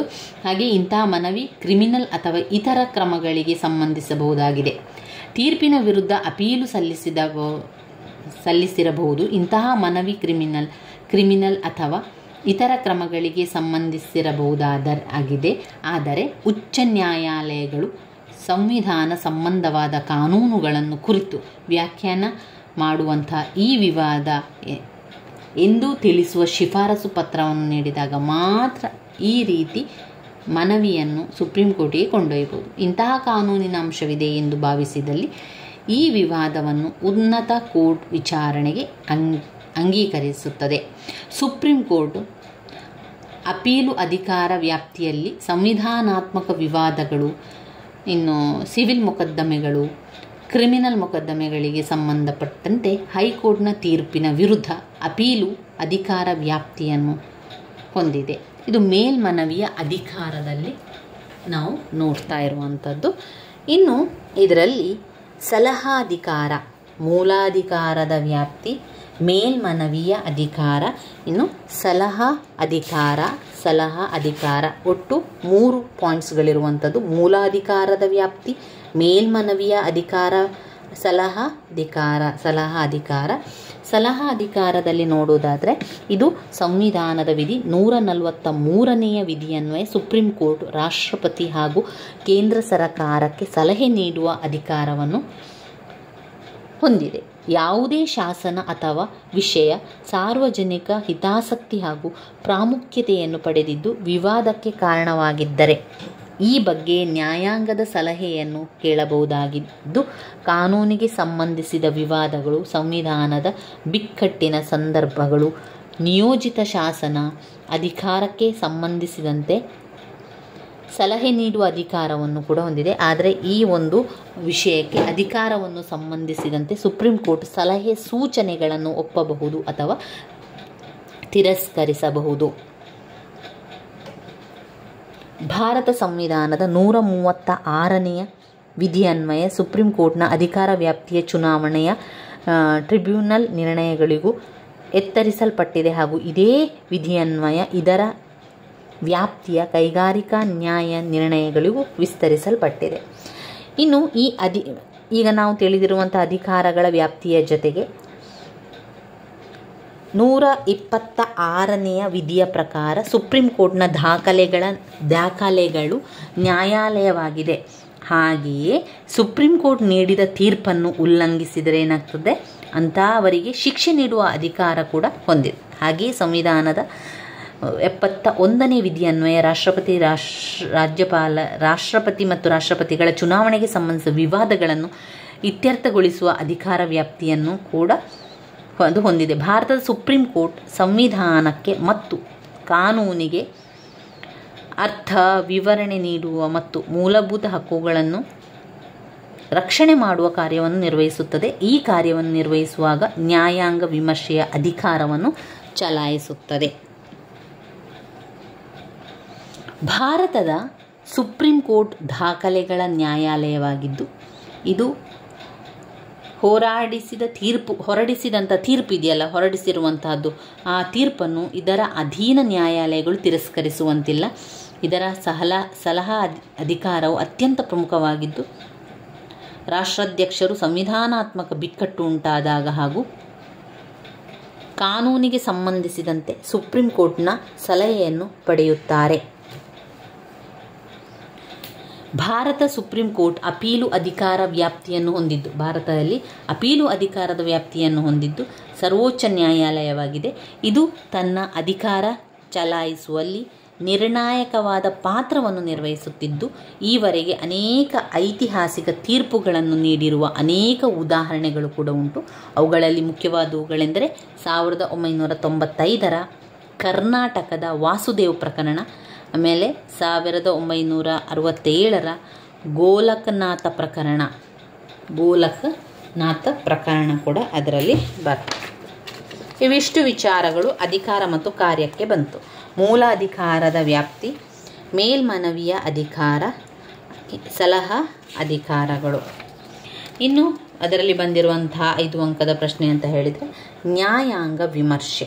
ನ್ಯಾಯಾಂಗ ವಿಮರ್ಶೆಯಲ್ಲಿ ಮುಖ್ಯವಾಗಿ ನ್ಯಾಯಾಂಗ ವಿಮರ್ಶೆಯ ಬಗ್ಗೆ ಏನಿದೆ ವಿಚಾರ ಅಂತ ನೋಡಿಕೊಂಡು ನಂತರ ಅದರ ಸ್ವಲ್ಪ ವಿವರಣೆಯನ್ನು ಕೂಡ ತಿಳ್ಕೊಳ್ಳೋ ಸ್ನೇಹಿತರೆ. ಇದಾದ ನಂತರ ನಮ್ಮ ಬ್ಲಾಕ್ 2 ಸಂಪೂರ್ಣವಾಗಿ ಮುಗೀತು. ಬ್ಲಾಕ್ 2ರಲ್ಲಿ ಬಂದಿರುವಂತಹ ಮುಖ್ಯವಾದಂತಹ ಪ್ರಶ್ನೆಗಳನ್ನೆಲ್ಲ ಕೂಡ ನಾವು ತಿಳ್ಕೊಂಡಿದ್ದೇವೆ. ಇದೆಲ್ಲ ಕೂಡ ತುಂಬಾ ಇಂಪಾರ್ಟೆಂಟ್ ಆಗಿರುವಂತಹ ಪ್ರಶ್ನೆಗಳು, ಹೆಚ್ಚಾಗಿ ರಿಪೀಟಾಗಿ ಕೇಳಿರುವಂತಹ ಪ್ರಶ್ನೆಗಳಾದ್ರಿಂದ ಅವುಗಳನ್ನೆಲ್ಲ ಕೂಡ ನಾನು ತಿಳಿಸ್ಕೊಟ್ಟಿದ್ದೇನೆ. ಪ್ಲೇಲಿಸ್ಟಲ್ಲಿ ಕೂಡ ಹಾಕಿದ್ದೇನೆ, ಅದನ್ನು ಸಮಯ ಇದ್ದಾಗೆ ಕೇಳಿಕೊಳ್ಳಿ ಸ್ನೇಹಿತರೆ. ಈಗ ನ್ಯಾಯಾಂಗ ವಿಮರ್ಶೆಯ ಬಗ್ಗೆ ತಿಳ್ಕೊಳ್ಳೋಣ. ನ್ಯಾಯಾಂಗ ವಿಮರ್ಶೆ ಅಂತ ಬಂದಾಗ ಭಾರತದಲ್ಲಿ ಸಂವಿಧಾನ ರಾಷ್ಟ್ರದ ಮೂಲಭೂತ ಶಾಸನ. ಭಾರತದಲ್ಲಿ ಸಂವಿಧಾನ ರಾಷ್ಟ್ರದ ಮೂಲಭೂತ ಶಾಸನ. ಸಂವಿಧಾನದ ಶ್ರೇಷ್ಠತೆಯನ್ನು ಎತ್ತಿ ಹಿಡಿಯುವ ಜವಾಬ್ದಾರಿ ಸುಪ್ರೀಂ ಕೋರ್ಟಿಗಿದೆ. ಈ ಜವಾಬ್ದಾರಿಯನ್ನು ನ್ಯಾಯಾಂಗ ವಿಮರ್ಶನಾಧಿಕಾರಿಯ ಮೂಲಕ ಚಲಾಯಿಸುತ್ತದೆ. ನ್ಯಾಯಾಂಗ ವಿಮರ್ಶೆಯು ಸಂವಿಧಾನದ ಪರಮೋಚ್ಚತೆಯಾಗಿದ್ದು, ನ್ಯಾಯಾಂಗವು ಸಂವಿಧಾನಕ್ಕೆ ಕಾನೂನಿನ ಅರ್ಥ, ವಿವರಣೆ ಹಾಗೂ ವ್ಯಾಖ್ಯಾನಿಸಲು ಇರುವಂತಹ ಒಂದು ವಿಶಿಷ್ಟ ಬಗೆಯ ಅಧಿಕಾರವಾಗಿದೆ. ಹಾಗೂ ನ್ಯಾಯಾಂಗ ಹೊಂದಿರುವ ಈ ಬಗೆಯ ಅಧಿಕಾರದಿಂದ ಸರಕಾರದ ಮೇಲೆ ನಿಯಂತ್ರಣ ಹೊಂದಲು ಸಾಧ್ಯವಿದೆ. ಈ ಹಿನ್ನೆಲೆಯಲ್ಲಿ ಅಮೆರಿಕ, ಬ್ರಿಟನ್, ಭಾರತ ನ್ಯಾಯಾಂಗದ ವಿಮರ್ಶೆಯನ್ನು ಇಲ್ಲಿ ವಿವರಿಸಲು ಪ್ರಯತ್ನಿಸಲಾಗಿದೆ. ನ್ಯಾಯಾಂಗ ವಿಮರ್ಶೆಯ ಅರ್ಥವನ್ನು ತಿಳ್ಕೊಳ್ಳೋಣ. ಭಾರತ ಸಂವಿಧಾನವೇ ಮೂಲಭೂತ ಕಾನೂನಾಗಿದೆ. ಸರಕಾರದ 3 ಅಂಶಗಳಾದಂತಹ ಶಾಸಕಾಂಗ, ಕಾರ್ಯಾಂಗ, ನ್ಯಾಯಾಂಗಗಳಲ್ಲಿ ಅಧಿಕಾರ ಮತ್ತು ಕಾರ್ಯಗಳನ್ನು ನಿಗದಿಪಡಿಸಲಾಗಿದೆ. ಇನ್ನು ಇವುಗಳ ಸಂವಿಧಾನ ಚೌಕಟ್ಟಿನಲ್ಲಿ ನಿಗದಿಪಡಿಸಲಾಗಿರುವಂತಹ ಅಧಿಕಾರ ಮತ್ತು ಕಾರ್ಯಗಳನ್ನು ಚಲಾಯಿಸುತ್ತಾರೆ. ನಮ್ಮ ಸಂವಿಧಾನವು ನ್ಯಾಯಾಂಗ ವ್ಯವಸ್ಥೆಯನ್ನು ಸ್ವತಂತ್ರವಾಗಿ ಕಾರ್ಯನಿರ್ವಹಿಸುವಂತೆ ವ್ಯವಸ್ಥಿತಗೊಳಿಸಲಾಗಿದೆ. ಪ್ರಜಾಪ್ರಭುತ್ವದ ಯಶಸ್ವಿಗಾಗಿ ಕಾರ್ಯನಿರ್ವಹಿಸುವಂತಹ ವಾತಾವರಣವನ್ನು ಕಲ್ಪಿಸಿಕೊಡಲಾಗಿದೆ. ಭಾರತದ ಪಾರ್ಲಿಮೆಂಟ್ ಶಾಸನ ರಚಿಸುವ ಜವಾಬ್ದಾರಿಯನ್ನು ಹೊಂದಿದ್ದು, ಈ ಶಾಸನಗಳನ್ನು ಜಾರಿಗೊಳಿಸುವ ಜವಾಬ್ದಾರಿಯನ್ನು ಕಾರ್ಯಾಂಗ ನಿರ್ವಹಿಸುತ್ತದೆ. ಕೆಲವೊಮ್ಮೆ ಏನು ಮಾಡ್ತದೆ, ಕಾರ್ಯನಿರ್ವಹಣೆಯ ಸಂದರ್ಭದಲ್ಲಿ ವಾದ ವಿವಾದಗಳೆಲ್ಲ ಉಂಟಾಗ್ತದೆ. ಅಂತಹ ಸಂದರ್ಭದಲ್ಲಿ ಇತ್ಯರ್ಥಪಡಿಸುವಾಗ ಅಥವಾ ಕೆಲವು ಸಂದರ್ಭದಲ್ಲಿ ಇವುಗಳ ಬಗ್ಗೆ ವಿಮರ್ಶಿಸುವಂತಹ ಅಧಿಕಾರ ಸುಪ್ರೀಂ ಕೋರ್ಟಿಗಿದೆ. ಅಂದರೆ ಸಂವಿಧಾನದ ಸರ್ವಶ್ರೇಷ್ಠತೆಯನ್ನು ಕಾಪಾಡುವಂತಹ ಜವಾಬ್ದಾರಿ ಸುಪ್ರೀಂ ಕೋರ್ಟಿಗೆ ಸೇರಿದೆ. ಅಂದರೆ ಕೆಲವು ಸಂದರ್ಭದಲ್ಲಿ ಜನರ ಮೂಲಭೂತ ಹಕ್ಕುಗಳನ್ನು ಶಾಸಕಾಂಗ ಅಥವಾ ಕಾರ್ಯಾಂಗ ಉಲ್ಲಂಘಿಸಬಹುದಾಗಿದೆ ಹಾಗೂ ಜನವಿರೋಧಿ ಕಾನೂನುಗಳನ್ನು ರಚಿಸಬಹುದಾಗಿದೆ. ಇಂತಹ ಸಂದರ್ಭದಲ್ಲಿ ಸುಪ್ರೀಂ ಕೋರ್ಟ್ ಸರ್ಕಾರವನ್ನು ಟೀಕಿಸಬಹುದು ಟೀಕಿಸಬಹುದು ಹಾಗೂ ಸಂವಿಧಾನ ಬಾಹಿರವೆಂದು ಘೋಷಿಸಬಹುದು. ಆದರೆ ಸುಪ್ರೀಂ ಕೋರ್ಟ್ನ ಈ ತೀರ್ಪಿನ ಬಗ್ಗೆ ಪಾರ್ಲಿಮೆಂಟ್ ಅಸಮ್ಮತಿಸಲಬಹುದು ಹಾಗೂ ಪಾರ್ಲಿಮೆಂಟ್ನ ಸದಸ್ಯರು ಬಯಸಿದರೆ ಸಂವಿಧಾನಕ್ಕೆ ತಿದ್ದುಪಡಿ ಮಾಡಲು ಕೂಡ ಅವಕಾಶವಿದ್ದು, ತಿದ್ದುಪಡಿ ಮಾಡುವ ಮೂಲಕ ಅಂತಿಮವಾಗಿ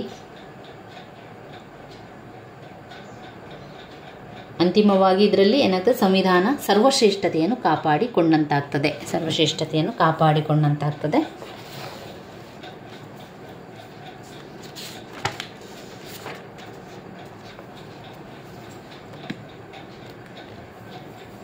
ನ್ಯಾಯಾಂಗ ವಿಮರ್ಶೆ ಎಂದರೆ ಒಂದು ರಾಷ್ಟ್ರದ ಅಥವಾ ಮೂಲ ಕಾನೂನಿಗೆ ವಿರುದ್ಧವಾಗಿರುವಂತಹ ಯಾವುದೇ ಕಾನೂನನ್ನು ಅನೂರ್ಜಿತಗೊಳಿಸಲು ಸುಪ್ರೀಂ ಕೋರ್ಟ್ ಅಥವಾ ರಾಷ್ಟ್ರದ ಅತ್ಯುನ್ನತ ನ್ಯಾಯಾಂಗಕ್ಕೆ ಇರುವ ಅಧಿಕಾರವೇ ಆಗಿದೆ. ನ್ಯಾಯಾಂಗ ಸಭೆಯನ್ನು ಕುರಿತು ಲೇಖಕರುಗಳಾದ ಫರ್ಗಸನ್ ಮತ್ತು ಮೆಕ್ಕಾನಿಯಮ್ ಅವರು ಸಂವಿಧಾನ ಅಥವಾ ಮೂಲ ಕಾನೂನಿಗೆ ವಿರುದ್ಧವಾಗಬಲ್ಲಂತಹ ಯಾವುದೇ ಕಾನೂನು ಅಥವಾ ಅಧಿಕಾರಿಯ ಕಾರ್ಯವನ್ನು ಅಸಂವೈಧಾನಿಕ ಎಂದು ಘೋಷಿಸುವಂತಹ ನ್ಯಾಯಾಂಗ ಅಧಿಕಾರವೇ ಆಗಿದೆ ಎಂದಿದ್ದಾರೆ ಪ್ರೊಫೆಸರ್ ಹೆನ್ರಿ ಅಬ್ರಹಾಂ ಅವರು. ಅಬ್ರಹಾಂ ರಾಜ್ಯ ಮೂಲ ಕಾನೂನು ಅಥವಾ ಸಂವಿಧಾನಕ್ಕೆ ವಿರೋಧವಾಗಬಲ್ಲದಂತಹ ಸಾರ್ವಜನಿಕ ಅಧಿಕಾರಗಳ ಕಾರ್ಯಚಟುವಟಿಕೆಯನ್ನು ಅಸಂವೈಧಾನಿಕ ಘೋಷಿಸಲು ಇರುವ ನ್ಯಾಯಾಂಗದ ಅಧಿಕಾರವೇ ನ್ಯಾಯಾಂಗ ವಿಮರ್ಶೆ.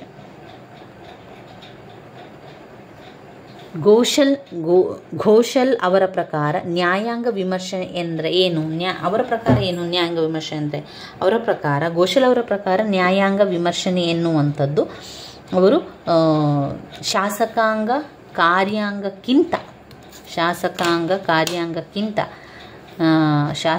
ಕಾರ್ಯಕ್ಕಿಂತ ನ್ಯಾಯಾಂಗ ಶ್ರೇಷ್ಠತೆಯ ಸಂಕೇತವಿರುವುದೇ ಆಗಿದೆ. ಶ್ರೇಷ್ಠ ಸಂಕೇತವಿರುವುದು. ಒಟ್ಟಿನಲ್ಲಿ ನ್ಯಾಯಾಂಗ ವಿಮರ್ಶೆ ಎಂದರೆ ಸಂವಿಧಾನದ ಪರಮೋಚ್ಚತೆಯಾಗಿದ್ದು, ನ್ಯಾಯಾಂಗವು ಸಂವಿಧಾನಕ್ಕೆ ಕಾನೂನಿಗೆ ಅರ್ಥ ವಿವರಣೆ ನೀಡಲು ಮತ್ತು ವ್ಯಾಖ್ಯಾನಿಸಲು ಇರುವ ಅಧಿಕಾರವೇ ಆಗಿದೆ. ನ್ಯಾಯಾಂಗವು ವಿವಿಧ ರೀತಿಯ ವಾದ ವಿವಾದಗಳಿಗೆ ಸಂಬಂಧಿಸಿದಂತೆ ತೀರ್ಮಾನಗಳನ್ನು ನೀಡುತ್ತದೆ. ಹೀಗೆ ತೀರ್ಮಾನಗಳನ್ನು ನೀಡುವಾಗ ಸಂವಿಧಾನಕ್ಕೆ ಕೆಲವೊಂದು ಮಾರ್ಪಾಡುಗಳಾಗುವ ಸಾಧ್ಯತೆ ಇರುತ್ತದೆ.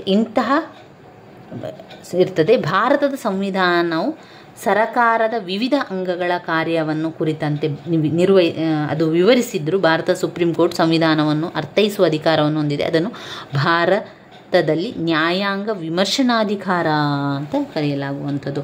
ಇನ್ನು ಭಾರತದಲ್ಲಿ ನ್ಯಾಯಾಂಗ ವಿಮರ್ಶೆ ಅಂತ ಹೇಳಿದಾಗ ನ್ಯಾಯಾಂಗದಲ್ಲಿ ಏನೆಲ್ಲ ಹೇಳಿದ್ದಾರೆ ಅದನ್ನೆಲ್ಲ ಬರಿತಾ ಹೋಗಬೇಕು. ಅಂದರೆ ಈಗ ಒಂದು ಸುಪ್ರೀಂ ಕೋರ್ಟ್ ನೀಡಿದ ತೀರ್ಪಿನಲ್ಲಿ ನ್ಯಾಯಾಂಗದ ನ್ಯಾಯಿಕ ವಿಮರ್ಶನಾಧಿಕಾರವನ್ನು ಸಂವಿಧಾನದ ತಿದ್ದುಪಡಿಯ ಮೂಲಕ ಮೊಟಕುಗೊಳಿಸುವಂತಹ ಅಧಿಕಾರ ಪಾರ್ಲಿಮೆಂಟಿಗೂ ಇಲ್ಲ ಎಂದು ಹೇಳಿದ್ದು. ನ್ಯಾಯಾಂಗ ವಿಮರ್ಶನಾಧಿಕಾರವು ಸಂವಿಧಾನದ 32 ಮತ್ತು 226ನೇ ವಿಧಿಯ ಮೂಲಕ ಸುಪ್ರೀಂ ಕೋರ್ಟಿಗೆ ನ್ಯಾಯಾಂಗ ವಿಮರ್ಶನಾಧಿಕಾರವು ಇದೆ ಎಂದು ಅಲ್ಲಿ ತಿಳಿಸಲಾಗಿದೆ.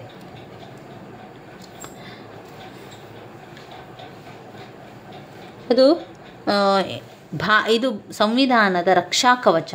ಭಾರತದ ಸರ್ವೋಚ್ಚ ನ್ಯಾಯಾಲಯದ ಸುಪ್ರೀಂ ಕೋರ್ಟ್ ಸಂವಿಧಾನದ ಯಾವುದೇ ವಿಧಿಯ ಬಗ್ಗೆ ಅರ್ಥ ವಿವರಣೆ ಹಾಗೂ ವಿಶ್ಲೇಷಣೆ ಮಾಡುವ ಅಧಿಕಾರ ವ್ಯಾಪ್ತಿಯನ್ನು ಹೊಂದಿದೆ ಎಂಬುದು ಗೊತ್ತಾಗ್ತದೆ. ಅಂದರೆ ಇಲ್ಲಿ ಸಂವಿಧಾನದ ರಕ್ಷಾ ಕವಚವಾಗಿ ಮೂಲಭೂತ ಹಕ್ಕುಗಳ ರಕ್ಷಣೆಗಾಗಿ ಮುಖ್ಯ ಸಲಹೆಗಾರನ ಕಾರ್ಯನಿರ್ವಹಿಸುತ್ತದೆ.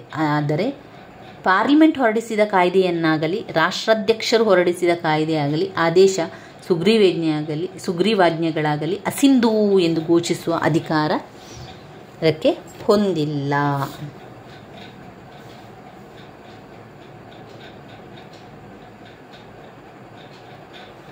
ಭಾರತ ಸಂವಿಧಾನದ ಯಾವುದೇ ಭಾಗದಲ್ಲಿ ನೀವು ನೋಡಿದರೆ ಸಂವಿಧಾನವೇ ರಾಷ್ಟ್ರದ ಏಕೈಕ ಮೂಲಭೂತ ಕಾನೂನು. ಯಾವುದು? ಸಂವಿಧಾನವೇ ರಾಷ್ಟ್ರದ ಏಕೈಕ ಮೂಲಭೂತ ಕಾನೂನು ಸಂವಿಧಾನ.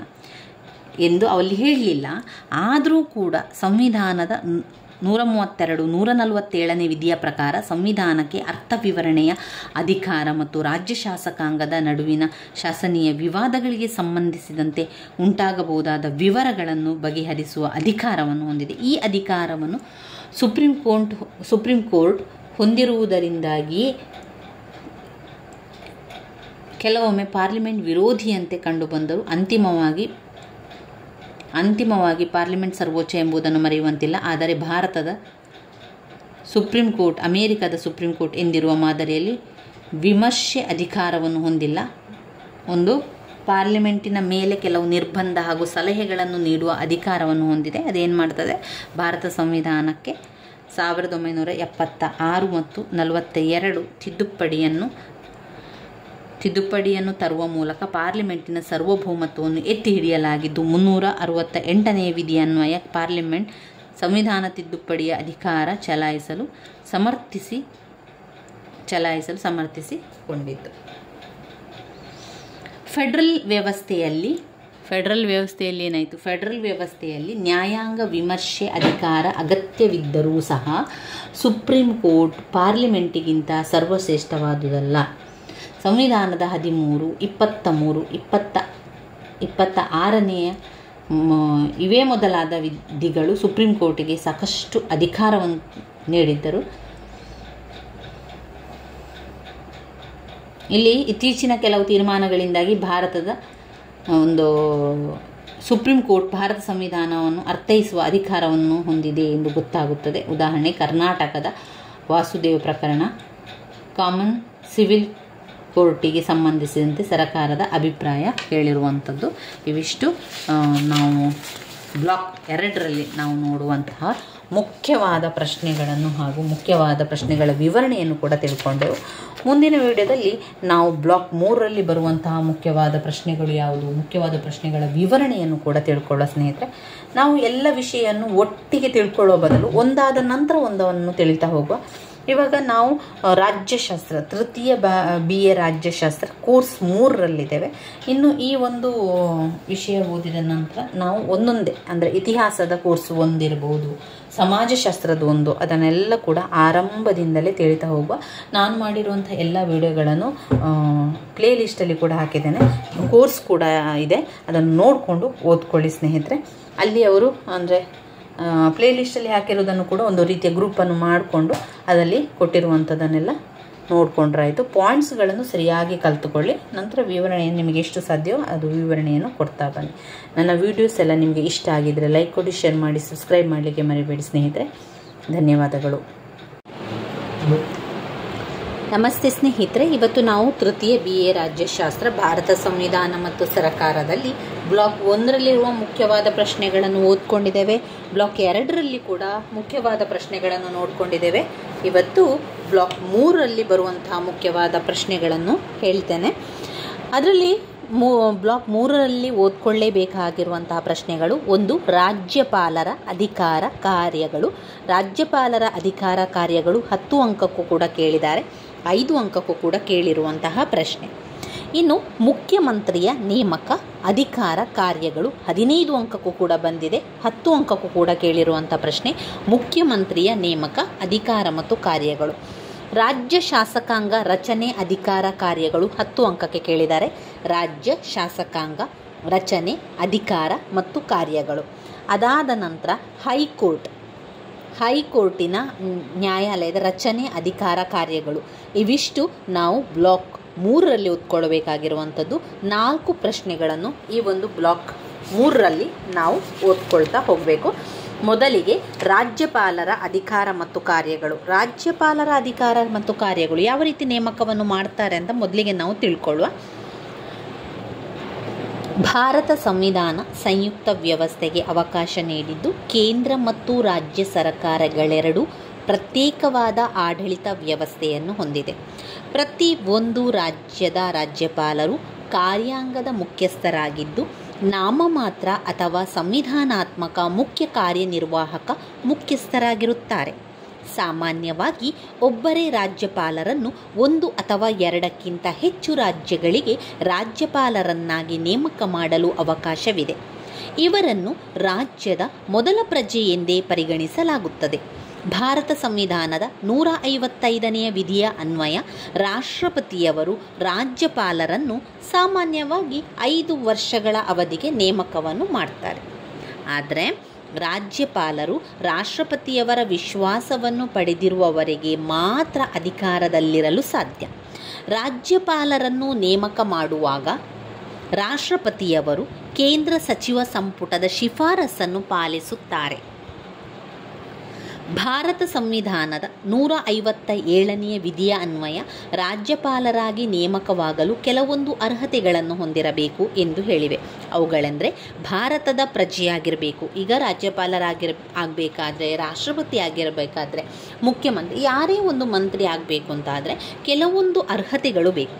ಏನು ಆ ಅರ್ಹತೆಗಳು ಅಂತ ಹೇಳಿದರೆ, ಭಾರತದ ಪ್ರಜೆಯಾಗಿರಬೇಕು, 35 ವರ್ಷ ತುಂಬಿರಬೇಕು, ಸರ್ಕಾರದಲ್ಲಿ ಯಾವುದೇ ಲಾಭದಾಯಕ ಹುದ್ದೆಯಲ್ಲಿರಬಾರದು, ಪಾರ್ಲಿಮೆಂಟ್ ಅಥವಾ ವಿಧಾನಸಭಾ ಸದಸ್ಯತ್ವವನ್ನು ಹೊಂದಿರಬಾರದು, ಹೊಂದಿದ್ದರೆ ರಾಜ್ಯಪಾಲರಾಗಿ ನೇಮಕವಾದ ತಕ್ಷಣವೇ ಸದಸ್ಯತ್ವಕ್ಕೆ ರಾಜೀನಾಮೆ ಸಲ್ಲಿಸಬೇಕಾಗುತ್ತದೆ.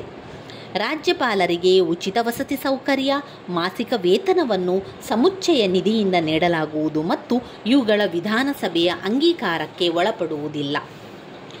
ರಾಜ್ಯಪಾಲರ ಅಧಿಕಾರದ ಅವಧಿ 5 ವರ್ಷಗಳ ಕಾಲ. 5 ವರ್ಷಗಳ ಅವಧಿಯಲ್ಲಿ ಅವರು ಅದರಿಂದ ಮೊದಲೇ ಅವರು ಪದಚ್ಯುತಿಯನ್ನು ಕೂಡ ರಾಷ್ಟ್ರಪತಿಯವರು ಮಾಡಬಹುದಾಗಿದೆ.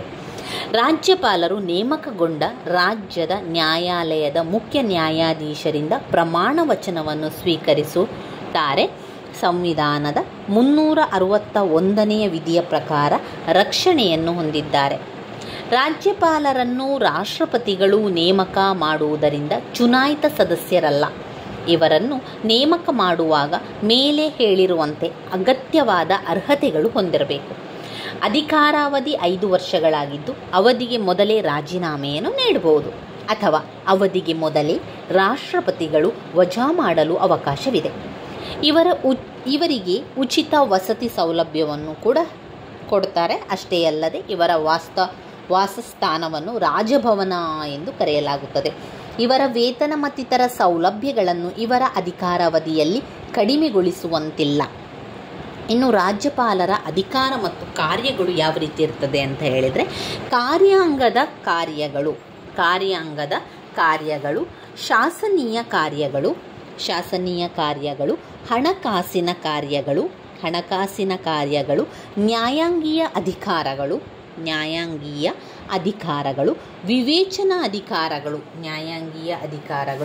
ವಿವೇಚನಾ ಅಧಿಕಾರಗಳು, ಒಟ್ಟು 5 ಅಧಿಕಾರ ಮತ್ತು ಕಾರ್ಯಗಳನ್ನು ನೋಡಬಹುದಾಗಿದೆ. ಮೊದಲನೆಯದಾಗಿ ಕಾರ್ಯಾಂಗದ ಕಾರ್ಯಗಳು. ಸಂವಿಧಾನದತ್ತವಾಗಿ ರಾಜ್ಯಪಾಲರು ತಮ್ಮ ಅಧಿಕಾರ ಮತ್ತು ಕಾರ್ಯವನ್ನು ತಾವೇ ನೇರವಾಗಿಯಾಗಲಿ ಅಥವಾ ತಮಗೆ ಅಧೀನರಾಗಿರುವ ಅಧಿಕಾರಿಗಳಿಂದಾಗಲಿ ನಿರ್ವಹಿಸುತ್ತಾರೆ. ರಾಜ್ಯದ ಮುಖ್ಯಮಂತ್ರಿಯನ್ನು, ಮಂತ್ರಿಮಂಡಲದ ಇತರ ಸಚಿವರನ್ನು ರಾಜ್ಯಪಾಲರು ನೇಮಕವನ್ನು ಮಾಡುತ್ತಾರೆ ಮತ್ತು ಪ್ರಮಾಣ ವಚನವನ್ನು ಕೂಡ ಬೋಧಿಸುತ್ತಾರೆ. ಮಂತ್ರಿಗಳಿಗೆ ಖಾತೆಗಳನ್ನು ಹಂಚಿಕೆ, ಮಂತ್ರಿಗಳನ್ನು ವಜಾ ಮಾಡುವುದು ಸಹ ರಾಜ್ಯಪಾಲರ ಅಧಿಕಾರ ವ್ಯಾಪ್ತಿಗೆ ಬರುತ್ತದೆ.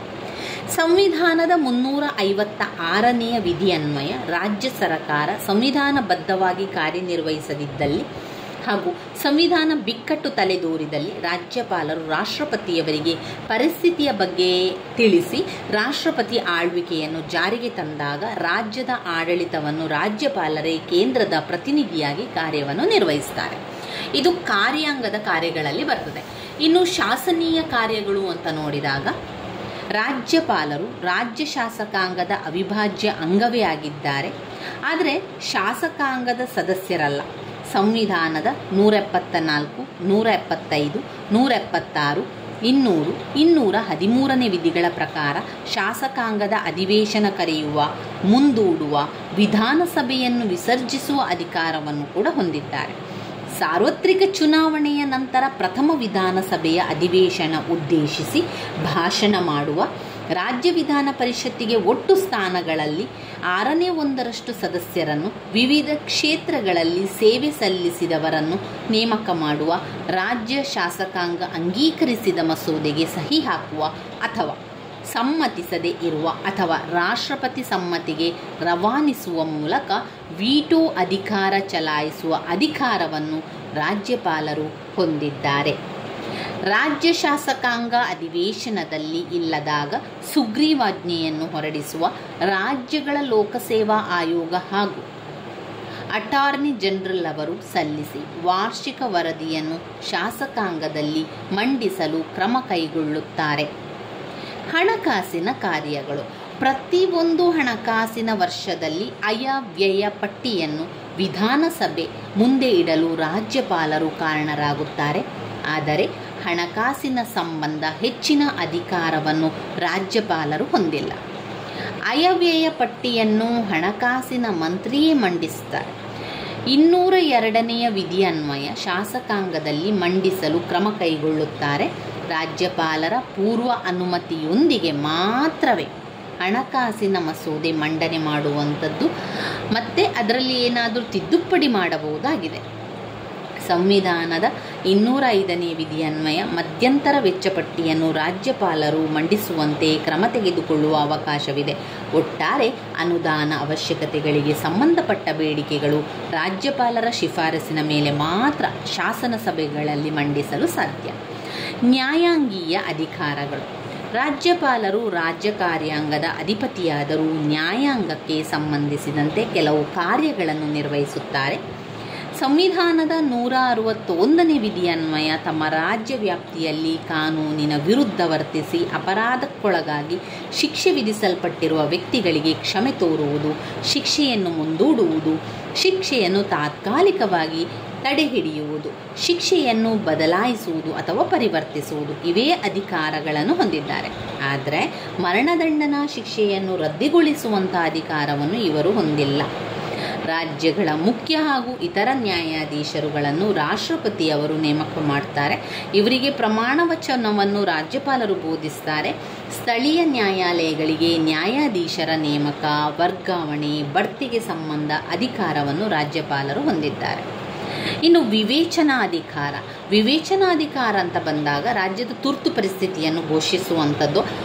ರಾಜ್ಯಪಾಲರು ಕೆಲವೊಂದು ವಿವೇಚನಾ ಅಧಿಕಾರಗಳನ್ನು ಹೊಂದಿದ್ದು ಕೆಲವೊಂದು ವಿಶೇಷ ಸಂದರ್ಭಗಳಲ್ಲಿ ಅದನ್ನು ಚಲಾಯಿಸ್ತಾರೆ.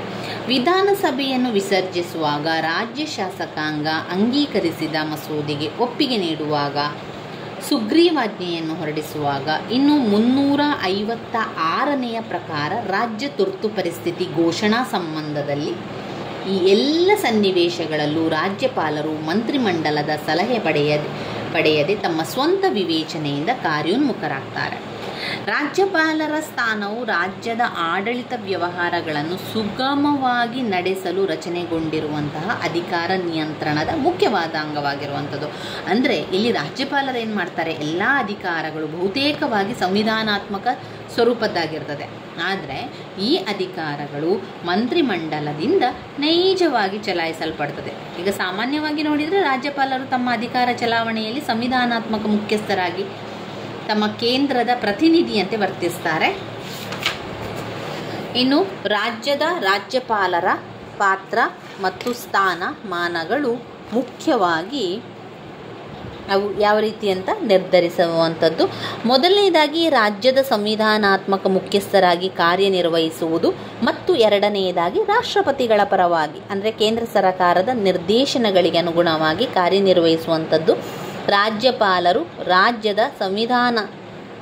ರಾಜ್ಯದ ಸಂವಿಧಾನಾತ್ಮಕ ಮುಖ್ಯಸ್ಥರಾಗಿ ಕಾರ್ಯನಿರ್ವಹಿಸುವಾಗ ಕೇವಲ ನಾಮಮಾತ್ರವಾದ ಅಧಿಕಾರವನ್ನು ಚಲಾಯಿಸ್ತಾರೆ. ಈ ಒಂದು ಸಂದರ್ಭದಲ್ಲಿ ರಾಜ್ಯಪಾಲರು ರಾಜ್ಯದ ಮಂತ್ರಿಮಂಡಲದ ಸಲಹೆಗೆ ಅನುಗುಣವಾಗಿ ಮಾತ್ರ ತಮ್ಮ ಅಧಿಕಾರ ಮತ್ತು ಕಾರ್ಯವನ್ನು ಚಲಾಯಿಸ್ತಾರೆ. ಆದರೆ ಪರೋಕ್ಷವಾಗಿ ನೋಡಿದರೆ ಪ್ರಭಾವ ಬೀರಲು ಮಾತ್ರವೇ ಶಕ್ತರಾಗಿರ್ತಾರೆ. ಗೌರವಕ್ಕೆ ಹೋಲಿಸಿದಾಗ ಭಾರತದ ರಾಷ್ಟ್ರಪತಿಯವರು ಕೇಂದ್ರದಲ್ಲಿ ಹೇಗೆ ಗೌರವಯುತವಾದ ಸ್ಥಾನಮಾನವನ್ನು ಹೊಂದಿರುತ್ತಾರೆಯೋ ಅದೇ ರೀತಿ ರಾಜ್ಯದ ರಾಜ್ಯಪಾಲರು ಆ ರಾಜ್ಯದಲ್ಲಿ ಗೌರವಯುತವಾದ ಸ್ಥಾನಮಾನವನ್ನು ಹೊಂದಿರ್ತಾರೆ. ಇವಿಷ್ಟು ನಮ್ಮ ರಾಜ್ಯಪಾಲರ ಅಧಿಕಾರ ಕಾರ್ಯಗಳು. ಕಾರ್ಯಾಂಗದ ಕಾರ್ಯಗಳು, ಶಾಸನೀಯ ಕಾರ್ಯಗಳು, ಹಣಕಾಸಿನ ಕಾರ್ಯಗಳು, ನ್ಯಾಯಾಂಗೀಯ ಅಧಿಕಾರಗಳು, ವಿವೇಚನಾ ಅಧಿಕಾರಗಳು ರಾಜ್ಯಪಾಲರ ಅಧಿಕಾರ ಮತ್ತು ಕಾರ್ಯಗಳಲ್ಲಿ ಬರುವಂಥದ್ದು. ನಾವು ರಾಜ್ಯಪಾಲರ ಅಧಿಕಾರ ಆದ ನಂತರ ನಾವು ಓದಬೇಕಾಗಿರುವ ಮತ್ತೊಂದು ಮುಖ್ಯವಾದಂತಹ ಪ್ರಶ್ನೆ ಮುಖ್ಯಮಂತ್ರಿಯ ಅಧಿಕಾರ ಮತ್ತು ಕಾರ್ಯಗಳು. ಮುಖ್ಯಮಂತ್ರಿಯ ಅಧಿಕಾರ ಮತ್ತು ಕಾರ್ಯಗಳು 15 ಅಂಕಕ್ಕೆ ಕೇಳಿರುವಂತಹ ಪ್ರಶ್ನೆ. ತುಂಬಾ ಮುಖ್ಯವಾಗಿರುವಂಥ ಒಂದು ಪ್ರಶ್ನೆ ಅಂತಲೇ ಹೇಳ್ಬೋದು. ಅದನ್ನು ನಾವು ಮುಂದಿನ ವಿಡಿಯೋದಲ್ಲಿ ಮುಖ್ಯಮಂತ್ರಿಯ ಅಧಿಕಾರ ಮತ್ತು ಕಾರ್ಯಗಳನ್ನು ಕೂಡ ತಿಳ್ಕೊಳ್ಳುವ ಸ್ನೇಹಿತರೆ. ನನ್ನ ವಿಡಿಯೋಸ್ ಎಲ್ಲ ನಿಮಗೆ ಇಷ್ಟ ಆಗ್ತಾ ಇದ್ದರೆ ಲೈಕ್ ಕೊಡಿ, ಶೇರ್ ಮಾಡಿ, ಸಬ್ಸ್ಕ್ರೈಬ್ ಮಾಡಲಿಕ್ಕೆ ಮರಿಬೇಡಿ ಸ್ನೇಹಿತರೆ. ಧನ್ಯವಾದಗಳು.